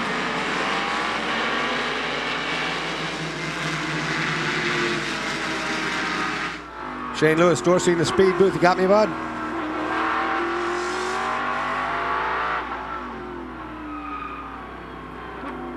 Shane, this is Dorsey Schroeder in the speed booth. You got a copy? Never mind, can't quite get through to the Southern Motorsports BMW. Shane is very busy at the moment. Real busy. He now has Oswaldo Negri coming, and coming fast. That car sits 6th in the overall standings. Oz goes side by side almost with Shane Lewis at the fastest part of the racetrack. Yeah, that was extremely fast part of the racetrack, and you don't want to bump side to side there. Here it comes. Oh, no! Contact now, and Negri's lost it. That's just horrible. Oh, and he's way out in the toolies. That is costly for Oswaldo Negri while in the six. It's not bad enough, but you can look where he's at in the grass. By the time he does find the racetrack, he's going to have to pit. Radiator will be completely clogged. Oh, no! Oh, my gosh! Oh, and that was the next car in line. Kurt Wagner has come in contact with Oswaldo Negri. The two Dorans collide. Still crashing behind. And collide heavily. That was a big, big hit. That was the next car in line to overtake Oswaldo Negri, and they smashed at a great speed. Look at the destruction of that car. See the 66 going on. Wow. And Wagner had just got back in that car after Brent Martini's stint. The 66 also involved. And that is the combination of Gleason James and RJ Valentine. That's dumping antifreeze or oil or both. This will be a long time before we get this clean. This car has been consistently at the front end of the GT field all year long. Not today, though. Boy, that was scary. And we hear that Wagner has given the thumbs up to the corner workers to say that he is okay. Thankfully, that point of contact wasn't on his side of the car, but it was on Negri's side of the car. Well, a very, very scary looking moment. Let's take a look at the replay. Kurt Wagner on his feet. This is Oswaldo Negri on the inside of Shane Lewis. Lewis was a lapped car, a risky move from Oswaldo. It was a simple spin there, no real damage done except Oswaldo's position, but watch this. Second car in line, watch. Oh, just didn't see him. Boy, oh boy. This is an onboard shot from the 21. The crash is happening up ahead. On board with Justin Marks. Did a good job, Justin did, getting through there. Wow.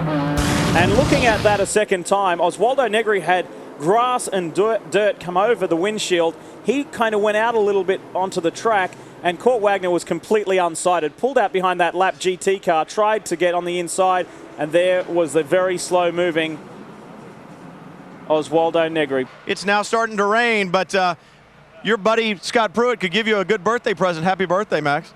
Absolutely no. Here in the Comp USA Chip Ganassi Racing, we had a very good race. I'm slightly disappointed for the inconsistency on the calls on the restart. That really costed us a position, costed us almost the race at Homestead.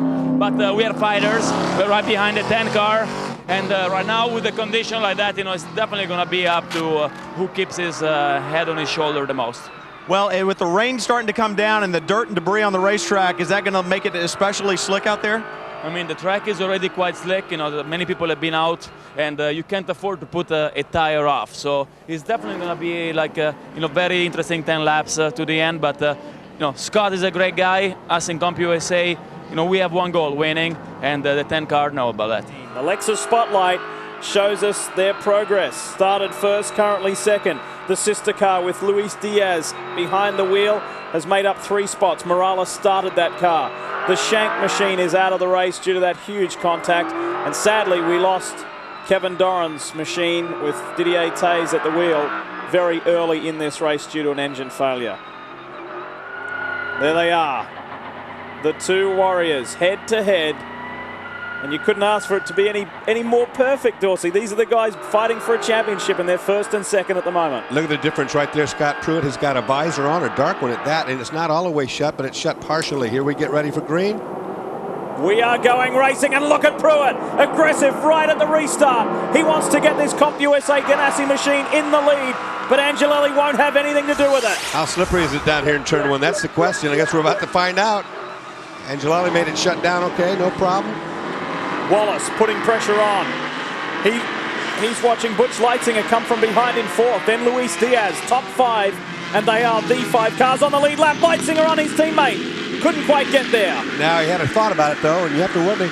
Right now, like I said, oh, here he comes. Diaz on the inside of Butch Leitzinger and he runs him wide. He runs him on the road. Now Butch is across the grass. Oh, Butch will not be happy about this. He will not be happy about that. He ran him out there. They're approaching the final 10 laps here at VIR. Round 10 and 10 to go. Will it be car 10 that wins today? Well, he's scooted away to a handy margin at the moment, and here comes Wallace. Wallace is definitely closing in on Scott Pruitt. And Leitzinger is closing in on Diaz, too, and there'll be a payback. Look at this. It's Riley Crawford. They're the 3 chassis up front. And look at Andy Wallace. That Sitco number 2 is moving. Better move because the 10 of Angelelli is making tracks as well. Don't forget about young Luis Diaz, the Mexican who sits 4th in this race. He gets a good look at Andy Wallace. And this is a mad sprint to the end. Can they catch the SunTrust car? Well, they all should be thinking about that right now before they start going to battle each other. Don't let that 10 get too far out. It's shown a lot of legs this weekend. It's been very quick in many of the sessions. Pontiac, Lexus. That's the way it sits. What happened to Butch Leitzinger? Let's have a look. It was a forceful move from Luis Diaz. This replay will tell us more. You ride with the Mexican. Butch Leitzinger immediately ahead. Goes right up the inside. Now a little bumping. And look, drives to the outside, takes the outside away. So being that Butch was out there, where do you think Butch is? He's in the field. He's in the weeds. And Andy Wallace moves to second. Slips through on the inside of Scott Pruitt. He will pin his ears back and try and chase Angelelli, but Pruitt's not done with yet. No, he's not done with it all. We said, look at this. This is forceful moving. Talk about beating and bashing each other. And now Diaz is there. Here comes Diaz the same way, and they're banging off each other all the way around here. The Ganassi guys are ganging up on Andy Wallace. Wow, now both the 2 Crawfords have both been taken out. Andy and Butch both. I would say Wallace has done something to get Pruitt a little fired up, because that was forceful stuff from Scott coming back. Let's get it to the pits. Leigh, I'm down here with the 10 team, and they are cheering for Wallace down here. They want to see him move up into that 2nd position so they can get a few more points on Pruitt. If they get Wallace into that 2nd position, that's going to put them only 3 points behind the leader. And Pruitt's run wide. Scott Pruitt ran a little wide there. That allows Andy Wallace to come back. Here comes Andy. He's going to block. He's definitely going to try to block this line. Cal. Well, we talk about driver's confidence, and sometimes it's a fragile thing. I spoke with Scott Pruitt after the event at Homestead. He said, I don't know what happened today. I don't think I made a mistake. But the team actually broke down the telemetry literally frame by frame, and they don't believe it was a mistake by Scott Pruitt in Homestead. And he said, that's really good news. He said, I don't want to come into this event not understanding what happened a couple of weeks ago. So he's in good form, and you can see he's been really forceful out there, boys. These guys have been racing for 2 hours, 25 minutes, and they are going at each other like it's the first lap. There's something going on here between Pruitt and Wallace. They are rubbing each other up the wrong way. Andy Wallace is not going to have much of this, but he had a good run down the back straightaway. Scott took the inside line. You can do that. There's no problem. Look here. Butch. Payback time. Don't you turn in this time, buddy. Leitzinger on Diaz. The Howard Boss machine is back up to 4th. What a show. These guys really duking it out between all 4 cars. Right now, what's Leitzinger got for the sister car? Can he come back on Andy Wallace? Has Wallace got anything left for Pruitt? Meanwhile, the guy who's giggling under his helmet is Max Angelelli. He's got a 4.5-second lead. Well, that's what he wanted to see, is these guys doing exactly what they're doing. They've decided it's going to be a race for second. Let him go, and he's gone. Bye-bye. And this is what Ganassi did not want to see. This is what our presenting sponsor did want to see. SunTrust will be thrilled with this, but it's not over yet. Brian.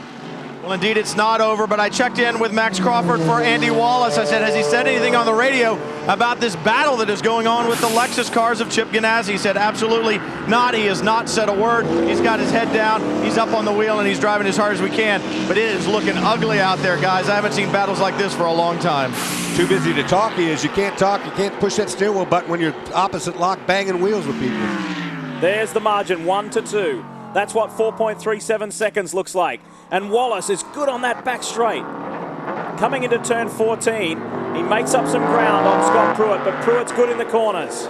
Yeah, Scott's got a good car. There's no question about that. And you got to wonder about all that banging and so forth. It did not hurt one of these two. It didn't hurt this car, who's checking out. Max Angelelli at the line. Here's your leader. Has it grown? It was 4.37 seconds. And a 1:45 by Max Angelelli. That is the fastest lap of the race. That's qualifying time. That is a qualifying time. 45.7, as a matter of fact, put him out on the front row where he was. This is the battle for second. And remember that the car, the Sitco Crawford you see there, Andy Wallace is still in this championship. He's only 11 points behind the man he's chasing. Understand, Max Angelelli has to drive like this. He has to win with the 10 to keep the hopes alive for that team. 35 plays 32. That's what you get for first and second. So Angelelli will help Wayne Taylor take 3 points away from Scott Pruett and Max Pappas. The championship, if it stays like it is now, gets even tighter with only 2 races remaining. And you look at Butch Leitzinger in the Boss Snowplow Pontiac Crawford fighting off the Lexus-powered Riley of Luis Diaz. 5 cars on the lead lap, and they are pushing each other right to the checkered flag, although our race leader, Max Angelelli, enjoys a 5.3 second lead.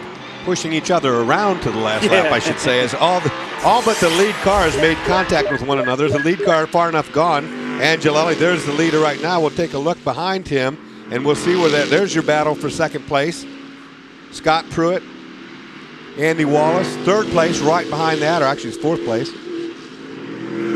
And the SunTrust team looking at their 3rd victory of the season.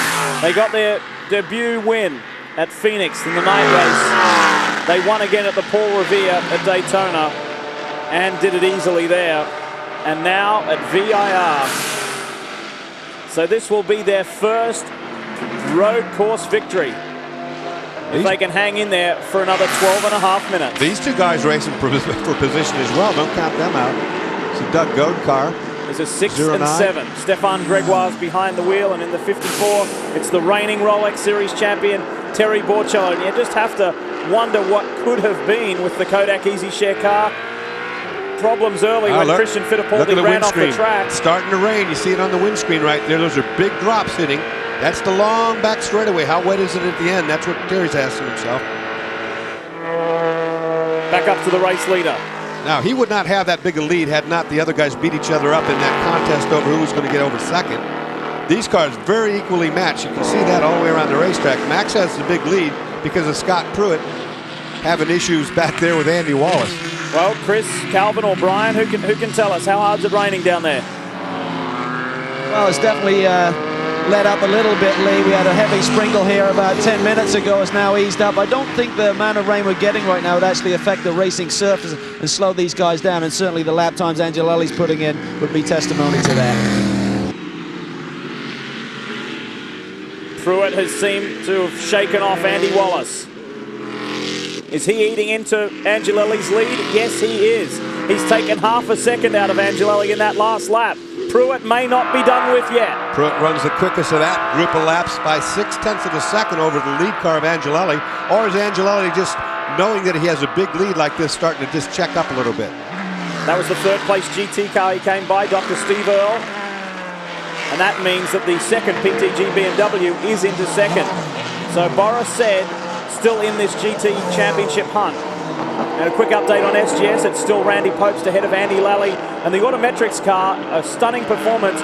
Corey Friedman and Leigh Keane set for their best ever result in SGS racing. 1, 2, 3 is on your screen. Third place, Andy Wallace.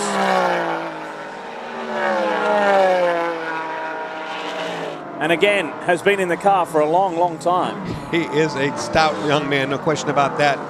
Has to drive a long time for himself. Brian? I did check in with Max Crawford on that progress for Andy Wallace. I said, does he have anything for Scott?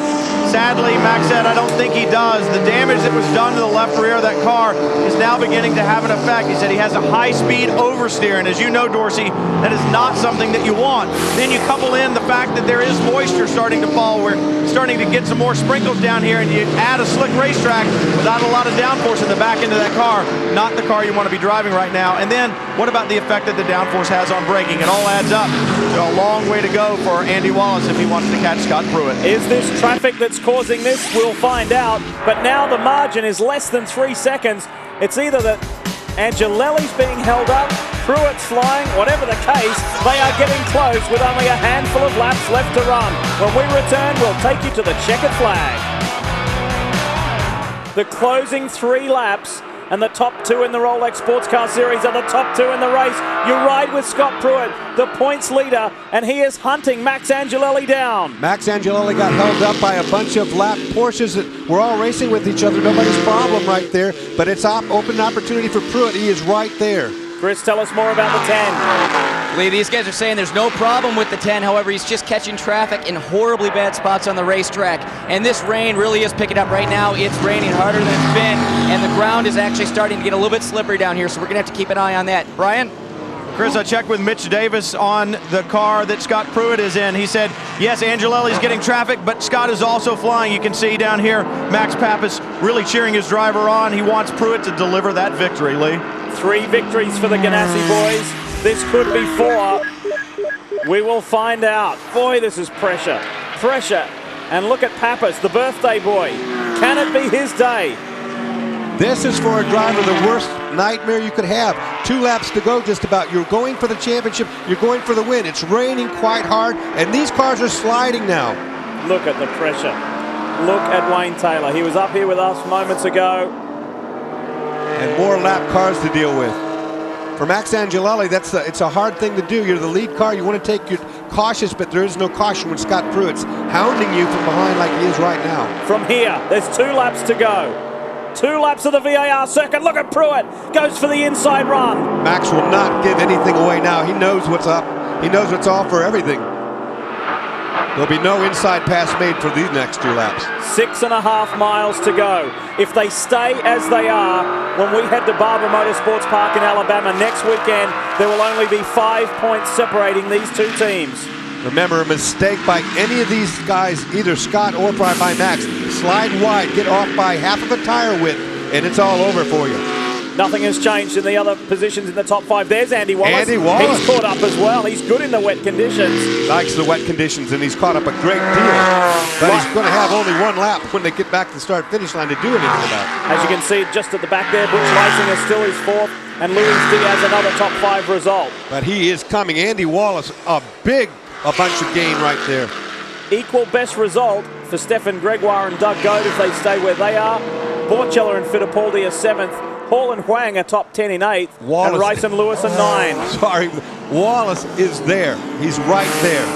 1 has become 2, 2 has become 3, and we've got 1.25 laps to go, and you'd have to put your money on Andy Wallace here. He's caught them at an incredibly rapid rate. Andy Wallace has the quickest car, but he's got a tough decision with all these slower cars in the way. Oh, look at this. Up to Splits the side. them. Down the back straight. This is where Wallace has been strong, but he's on the outside line. Pruitt will have the preferred line going down here. No bumping now, boys. That'll send anybody spinning. There's no grip right now. Woof. The quick switch back there. Brian, this is tight. It is tight, and it's a different racetrack every single lap, guys. It's really starting to get slick down here in pit lane. As I move my shoes across, there's not a lot of grip, and every time these guys go by, it's a different racetrack. The track is changing by the minute. Look at the pressure. 1 lap to go. 3.27 miles. Who will be our winner? Will it be back-to-back victories for Andy Wallace if he can go from third to first? Will it be the third victory for SunTrust, or can Scott Pruitt extend his championship lead? Boy, if I'm one of these cars, I want to be Angelelli. At least I'm in the lead, and I'm not going to let you go by easily. On the other hand, the fastest car might indeed be Andy Wallace at the back here. It could not be any better. These are the three teams that are in the top three in the championship. What has that man at the back got? They are on their final lap. Pressure cooker time. We said that was the key word here today, pressure. And it's showing on some faces down in pit lane. It's so hard on a driver right now that such slippery conditions that you got to run. You're in a sprint race with two guys trying to beat you. And what do? You know, if you go off the end of the racetrack because it's too wet, you've made a big mistake. On the other hand, if you brake too early, they'll jump all over you. At the top end of the circuit, this is where Pruitt makes his ground. Can he bridge that gap to Angelelli? Look at Andy Wallace now. This track is slick. They are on slick tyres. Defensive line from Pruitt. He knows Wallace wants to pounce. Yeah, you see him go through all the grass here where somebody's been off the racetrack. That's why I'd like to be Angelelli. You can at least drive your line, your lap. Pruitt's got to run defensive. He knows it for sure. Wallace will take the inside if he gives it to him. The SunTrust Pontiac leading the Comp USA Lexus and the Citco Pontiac third. Down the long back straightaway into a braking zone. There's not much room left. If anybody's going to make a move, they've only got about 4 corners left to do it. This is it. It looks like it may remain the same because they do not want to make any silly moves. There is too much on the line. And this is it. 3 victories for the SunTrust team. The championship margin is now only 5 points. Max the Axe Angelelli steers he and Wayne Taylor closer to a Daytona Prototype championship. SunTrust wins at VIR over Chip Ganassi Racing. And the 2 Citco Crawford of Andy Wallace and Milcaduno third. In SGS, Randy Pope's Mike Levitas, 4th victory of the year. Superb performance from the TPC Porsche team. They've done it again, and Mike Levitas reduces the margin to Andy Lally and Mark Bunting. And the 21 PTG BMW M3, Bill Aublin and young Justin Marks have done it again. And that will extend Bill Aublin's championship lead over Boris Said. It's a BMW 1-2 in GT. Wow, gripping end to the VIR 400 presented by SunTrust. And they have done it. It's now 3 victories apiece. Hats off to these guys. If anybody likes road racing, come watch them. They put on a show today. And for that race to be decided like that, thrilling stuff. Pruitt will not like losing 3 points, but he is still at the top of the championship.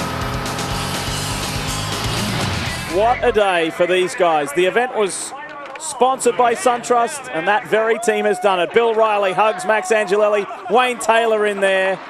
Perfect performance. Let's get down there right in amongst it with Chris Neville. Leigh down here with a very excited SunTrust team. Wayne, you've got to be so excited about this. Couple races ago, you didn't think you were in this championship. You're only 5 points back now. I know, it ain't over until it's over, you know, and we really had to make a good race car, which we seem to have done. Max did a great job, the team. We got to just try and do this next week again. They still have 5 point lead, I think. You said this race could be won in the last 10 minutes. That's exactly what you guys did. The skies opened up. He had Pruitt and Wallace behind him, but he kept it out in front. He did well. I knew he was. I was just hoping that Andy was going to give it a little bit more, but still a good result. Well, Max still hasn't taken off his helmet. He's awfully excited about this, jumping up and down in the car. 3rd victory for those guys. And their first road course victory, and Pontiac have done it again. From the SunTrust team to the Comp USA Ganassi team. Let's hear from Scott Pruitt. Oh, the battles out there today, Leigh, intense, and obviously those last few laps were absolutely fantastic, but Scott, a little hot when you came in, and maybe a little more than racing out there on the track, huh? Andy's got to pull his head out, man. If you run into a guy after the checkered flag, that's just uncalled for. I mean, the sanctioning body should talk to him because you're racing wheel to wheel. I didn't hit him from behind. We touched side by side. It ain't right, but Comp USA car ran great. My teammate did a great job. At the end, it was wild. I mean, that's the wildest I've been out there. When it's raining that hard and you're just slipping, sliding, half the track's dry, half it's wet. Angelelli did a great job. We tried to put the heat on, but it was just, I mean, it was all I could do to keep that thing underneath me. Well, the heat was definitely on. You saw it on the racetrack, and we saw it in the tempers afterwards, Leigh. Well, Brian, let's have a look at this. Tempers flaring after the checkered flag between those guys and these guys. Look at Pruitt in there with Andy Wallace. And the two veterans really going at it. And you can tell how much this championship means to these guys. Look at Scott Pruitt. He is hot. And Max Pappas getting over there in amongst it as well. That shows how important this is to these guys. Only the second year of Daytona prototypes, and this championship is tough. Results for the DP class. We know who on the podium. Butch Leitzinger and EFR did a great job. Morales and Diaz, that car did not make it back to Parc Fermé. It stopped out on the track, but Diaz did make the finish to get a top 5, which was a nice result. 7th place for Christian Fittipaldi and Terry Borchella.